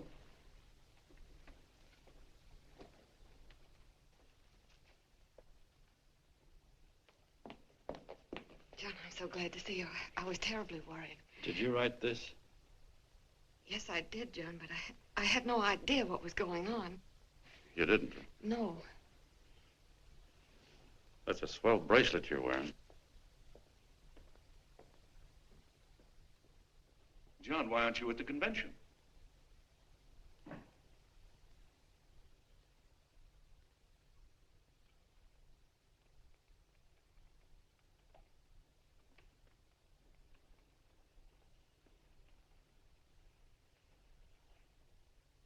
Is there anything wrong? No, nothing's wrong. Everything's fine. So there's going to be a new order of things, huh? Everybody's going to cut himself a nice fat slice of the John Does, eh? You forgot one detail, Mr. Big Shot. You forgot me, the prize stooge of the world. Why, if you or anybody else thinks he's going to use the John Doe clubs for his own rotten purpose, he's going to have to do it over my dead body. Oh, hold on a minute, young man. Hold on. That's rather big talk. I started the John Doe clubs with my money, and I'll decide whether or not they're being properly used. No, you won't. You're through deciding anything. And what's more, I'm going down to that convention, and I'm going to tell those people exactly what you and all your fine feathered friends here are trying to cook up for them.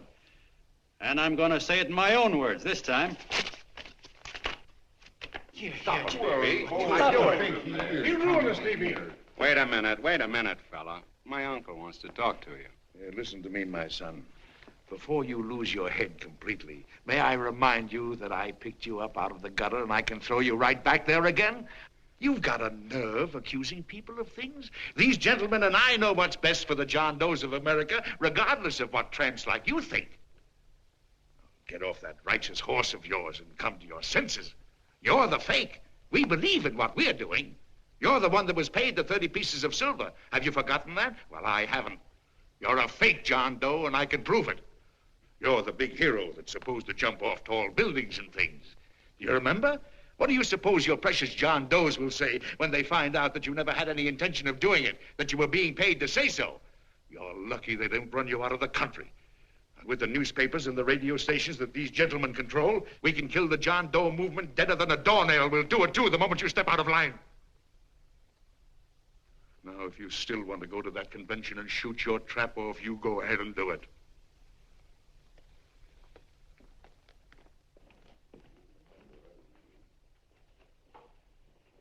You mean to tell me you'd try to kill the John Doe movement if you can't use it to get what you want? You bet your bottom dollar we would.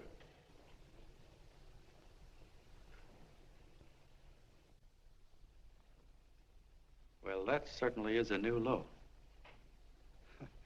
I guess I've seen everything now.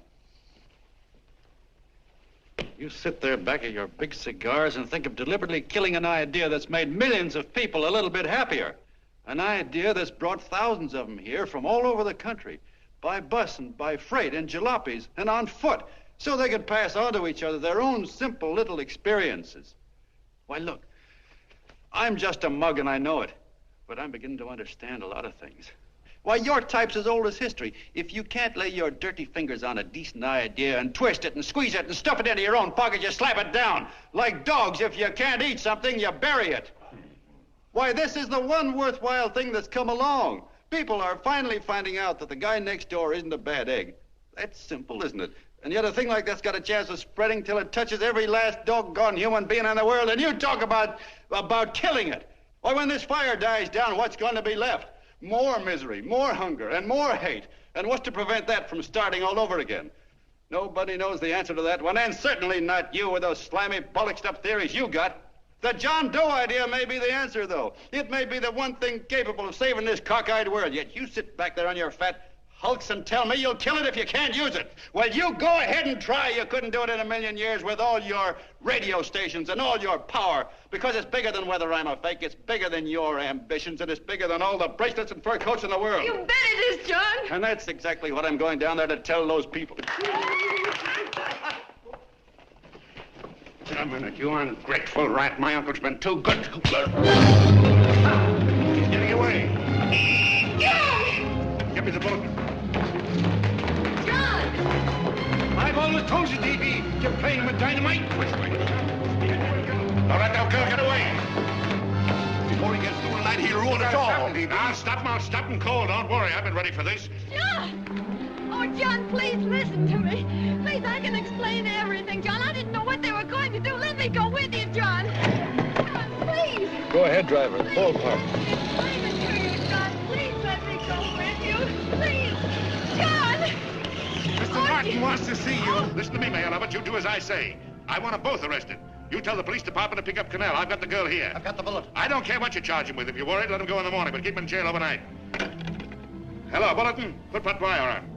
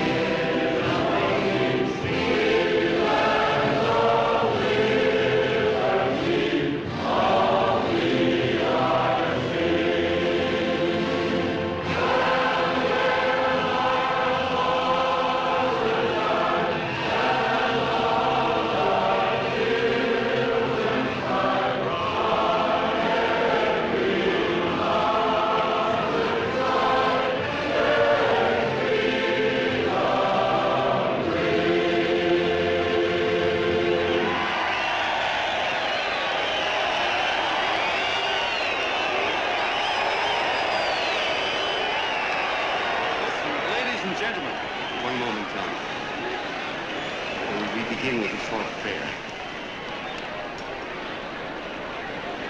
Quiet, please. Ladies and gentlemen, let us have a moment of silent prayer for the John Does all over the world, many of whom are homeless and hungry. Rise, please. Everybody rise.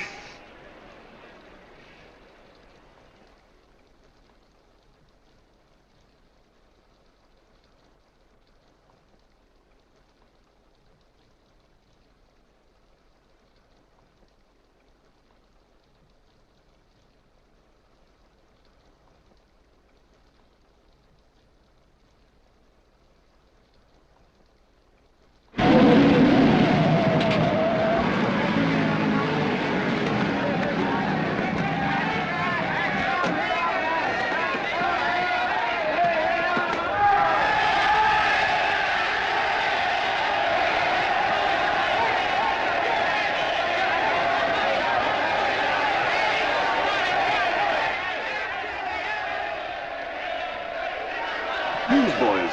Hundreds of yelling newsboys are swarming into the park like locusts. They're yelling John Doe's a fake. Fake.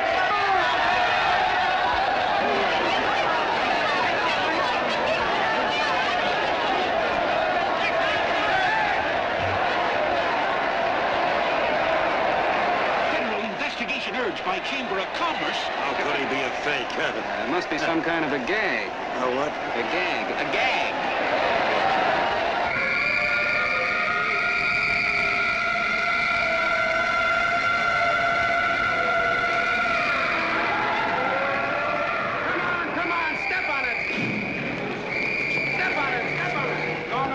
Now, so let's get going. Wait for the paper. Hey, miss, will you autograph my balloon? Sure.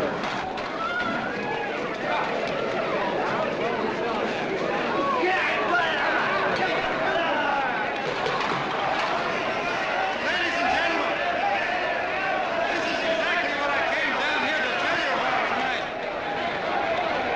Please, if you all just be quiet for a few minutes, I can explain this whole thing to you.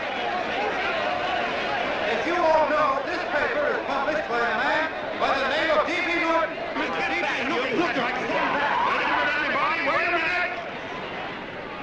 Wait a minute, ladies and gentlemen. My name is D.B. Norton. You all know me. I accuse this man of being a faker. We've been taken for a lot of suckers, and I'm the biggest of the lot. I spent a fortune backing this man in what I believe to be a sincere and worthy cause, just as you all did.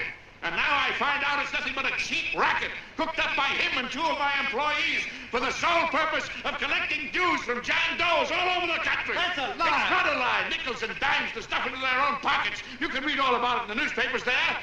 That's a lie. Listen, ladies and gentlemen, don't believe what... This man had no intention of jumping off the top of a building. He was paid to say so. Do you deny that? That's got nothing to do with it. Were you paid for it or weren't you? Yes, I was paid, but there happened... And what about the suicide note? You didn't write that either. What difference Did you write it or didn't you? No, I didn't write it. Now, you bet your life you didn't. You look in your papers, ladies and gentlemen, and you'll find Miss Nixon's signed confession that she was the one who wrote it. Listen, folks, it's a fact that I didn't write the letter. There, you see, he admits it. You're a fake John Doe. Now, for what you have done to all these good people, they ought to run you out of the country. And I hope they do it.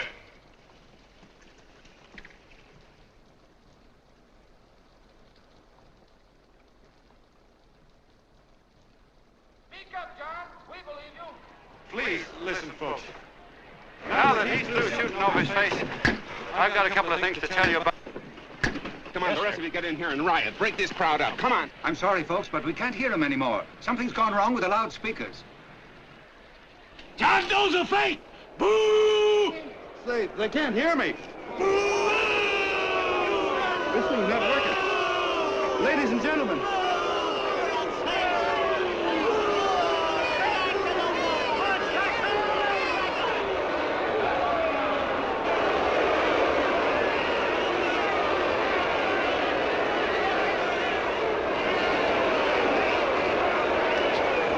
This thing's bigger than whether I'm a fake. Look, Bert, you believe me, don't you? Sure, I believe you. walking my legs off thinking up 5,000 signatures for a phony. Well, there you are, Mr. Doe. 5,000 names asking you not to jump off any roof. It makes no difference, Bert. The idea's still good. We don't have to give up our club. Yeah, well, you can have it. They're starting to throw things. Somebody's going to get hurt. I'm afraid it'll be John Doe. Listen to that mob. I've got to go to him.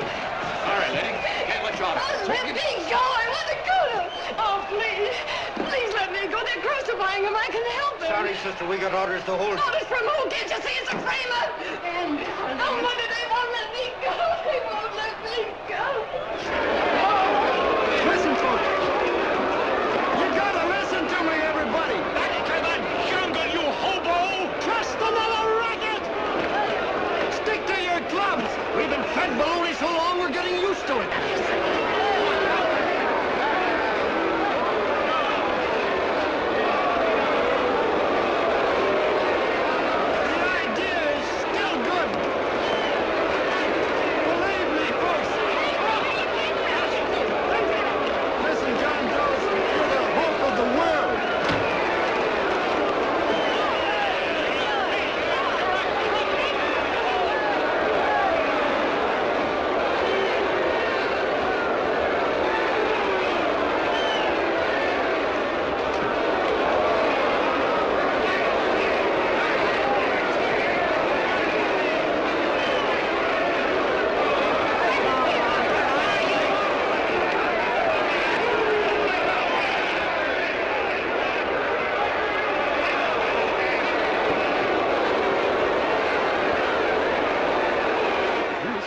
To get him out of the park.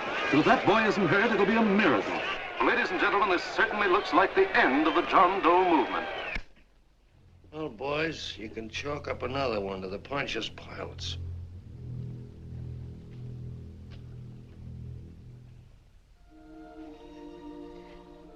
I should have been there. I could have helped him.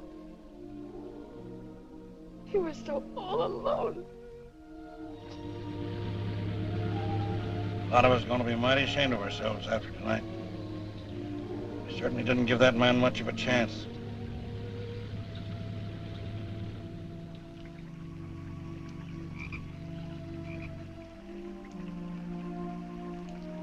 Have some more coffee, Long John? No thanks, Carl.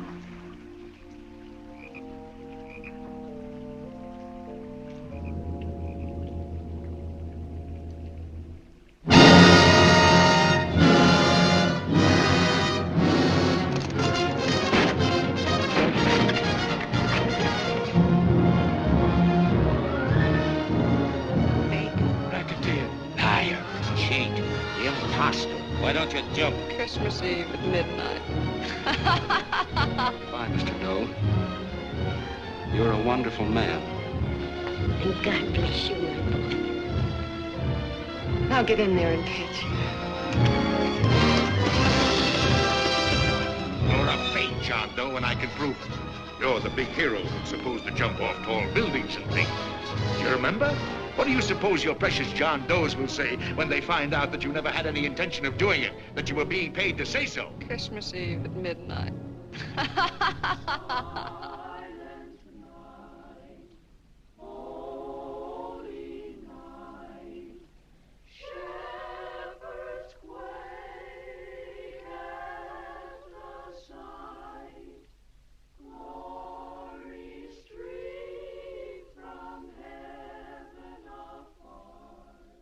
Merry Christmas, son. Merry Christmas.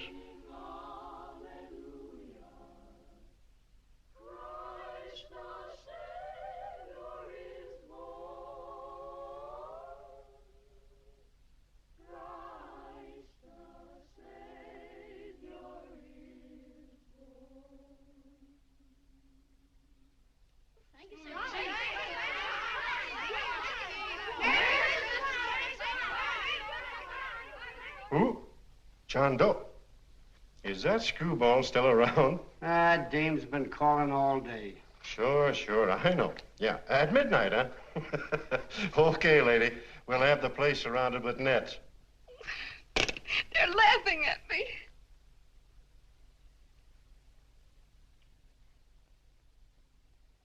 You're a sick girl, Anne. You better take it easy. Whom are you calling now? You called that number not 10 minutes ago. Hello, Mr. Connell. Have you seen him yet? Have you... Now, listen, Ann. He can't possibly get in without our seeing him. I'm watching the side door, and the colonel's out front, so stop worrying. Oh. Thank you.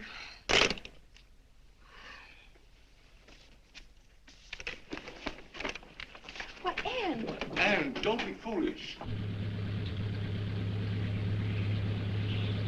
If this isn't the craziest, the battiest, the looniest wild goose chase I ever heard of. Oh, shut up, Bert. Sourpuss is right. Yeah, well, if he is, I'm a banana split. That man is going to be on that roof. Don't ask me how I know. I just know, and you know it as well as I do. Sure. I'd like to believe in fairy tales, but a guy that's a fake isn't going to jump off any roof. I don't think he was any fake, not with that face. And anyway, what he stood for wasn't a fake. Okay, honey, okay.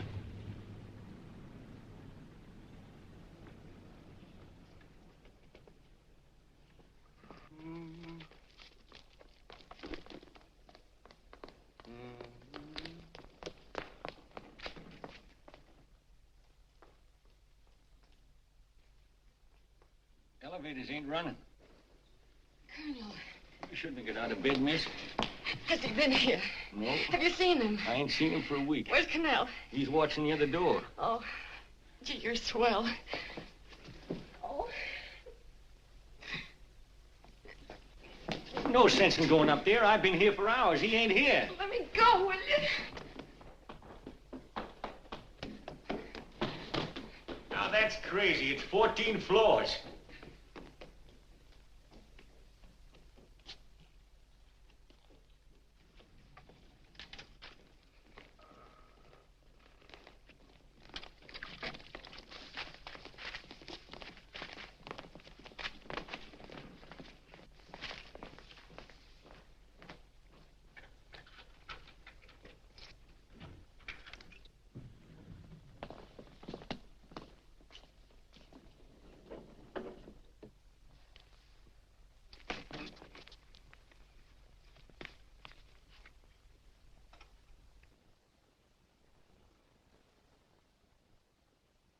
As far as the elevator goes, we gotta walk up to the tower.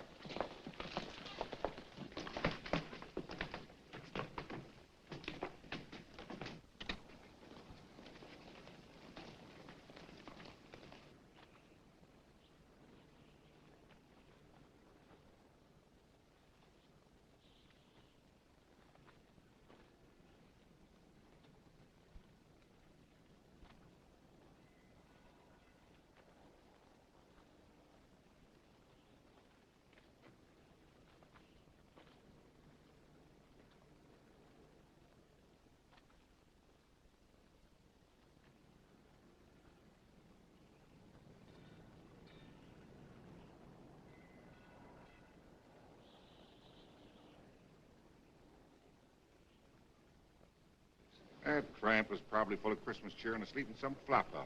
Let's go. I've got to decorate my tree.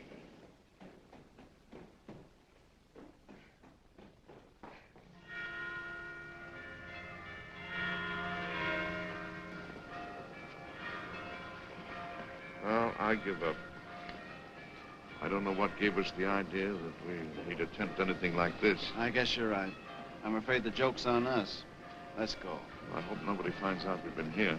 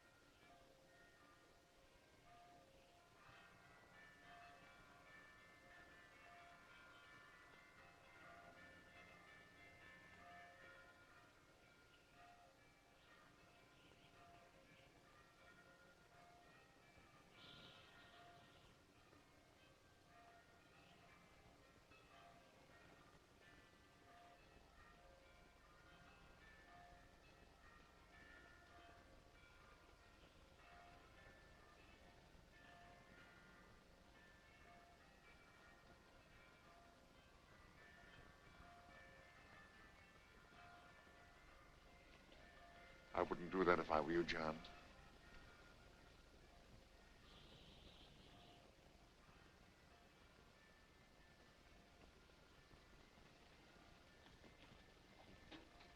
It'll do you no good. Mayor has policemen downstairs with instructions to remove all marks of identification you may have on your person. You'll be buried in Potter's Field and you will have accomplished nothing.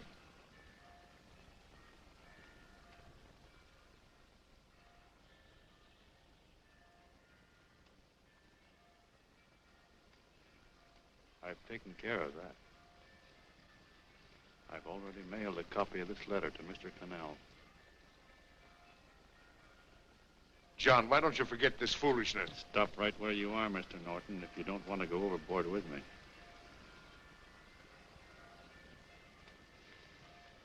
I'm glad you gentlemen are here. You killed the John Doe movement, all right. But you're going to see it born all over again.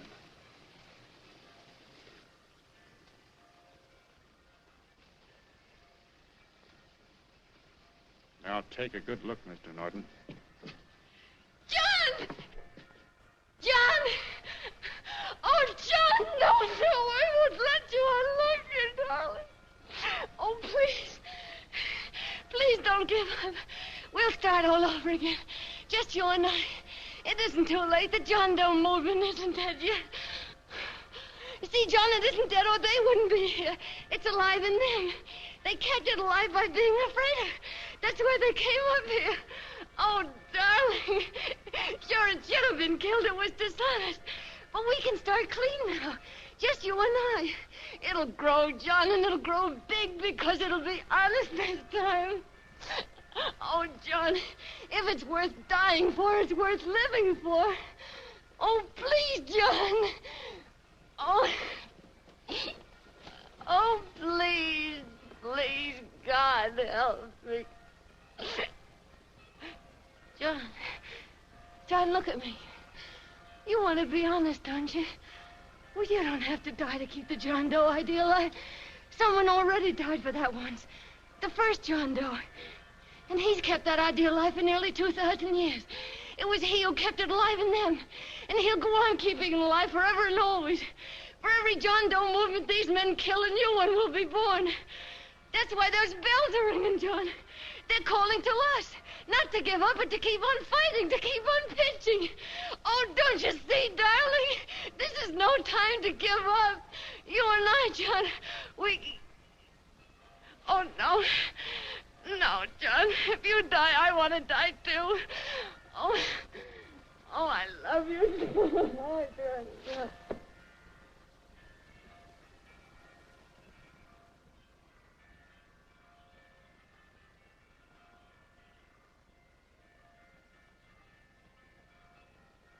Mr. Doe, you don't have to. We're with you, Mr. Doe.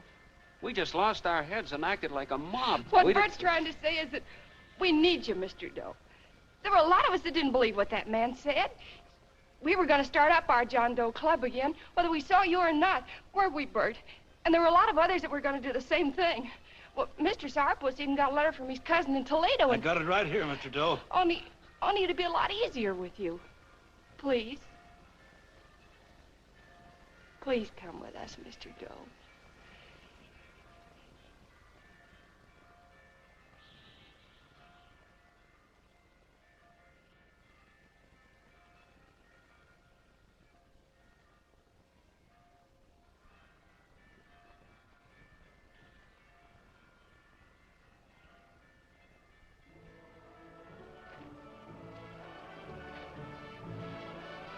Long John. Mr. Doe. Here, we'll help you with it. She'll be all right. Mr. Doe, take her right down to the car. And right up. Look, we got a car right down. They are, Norton, the people. Try and lick that.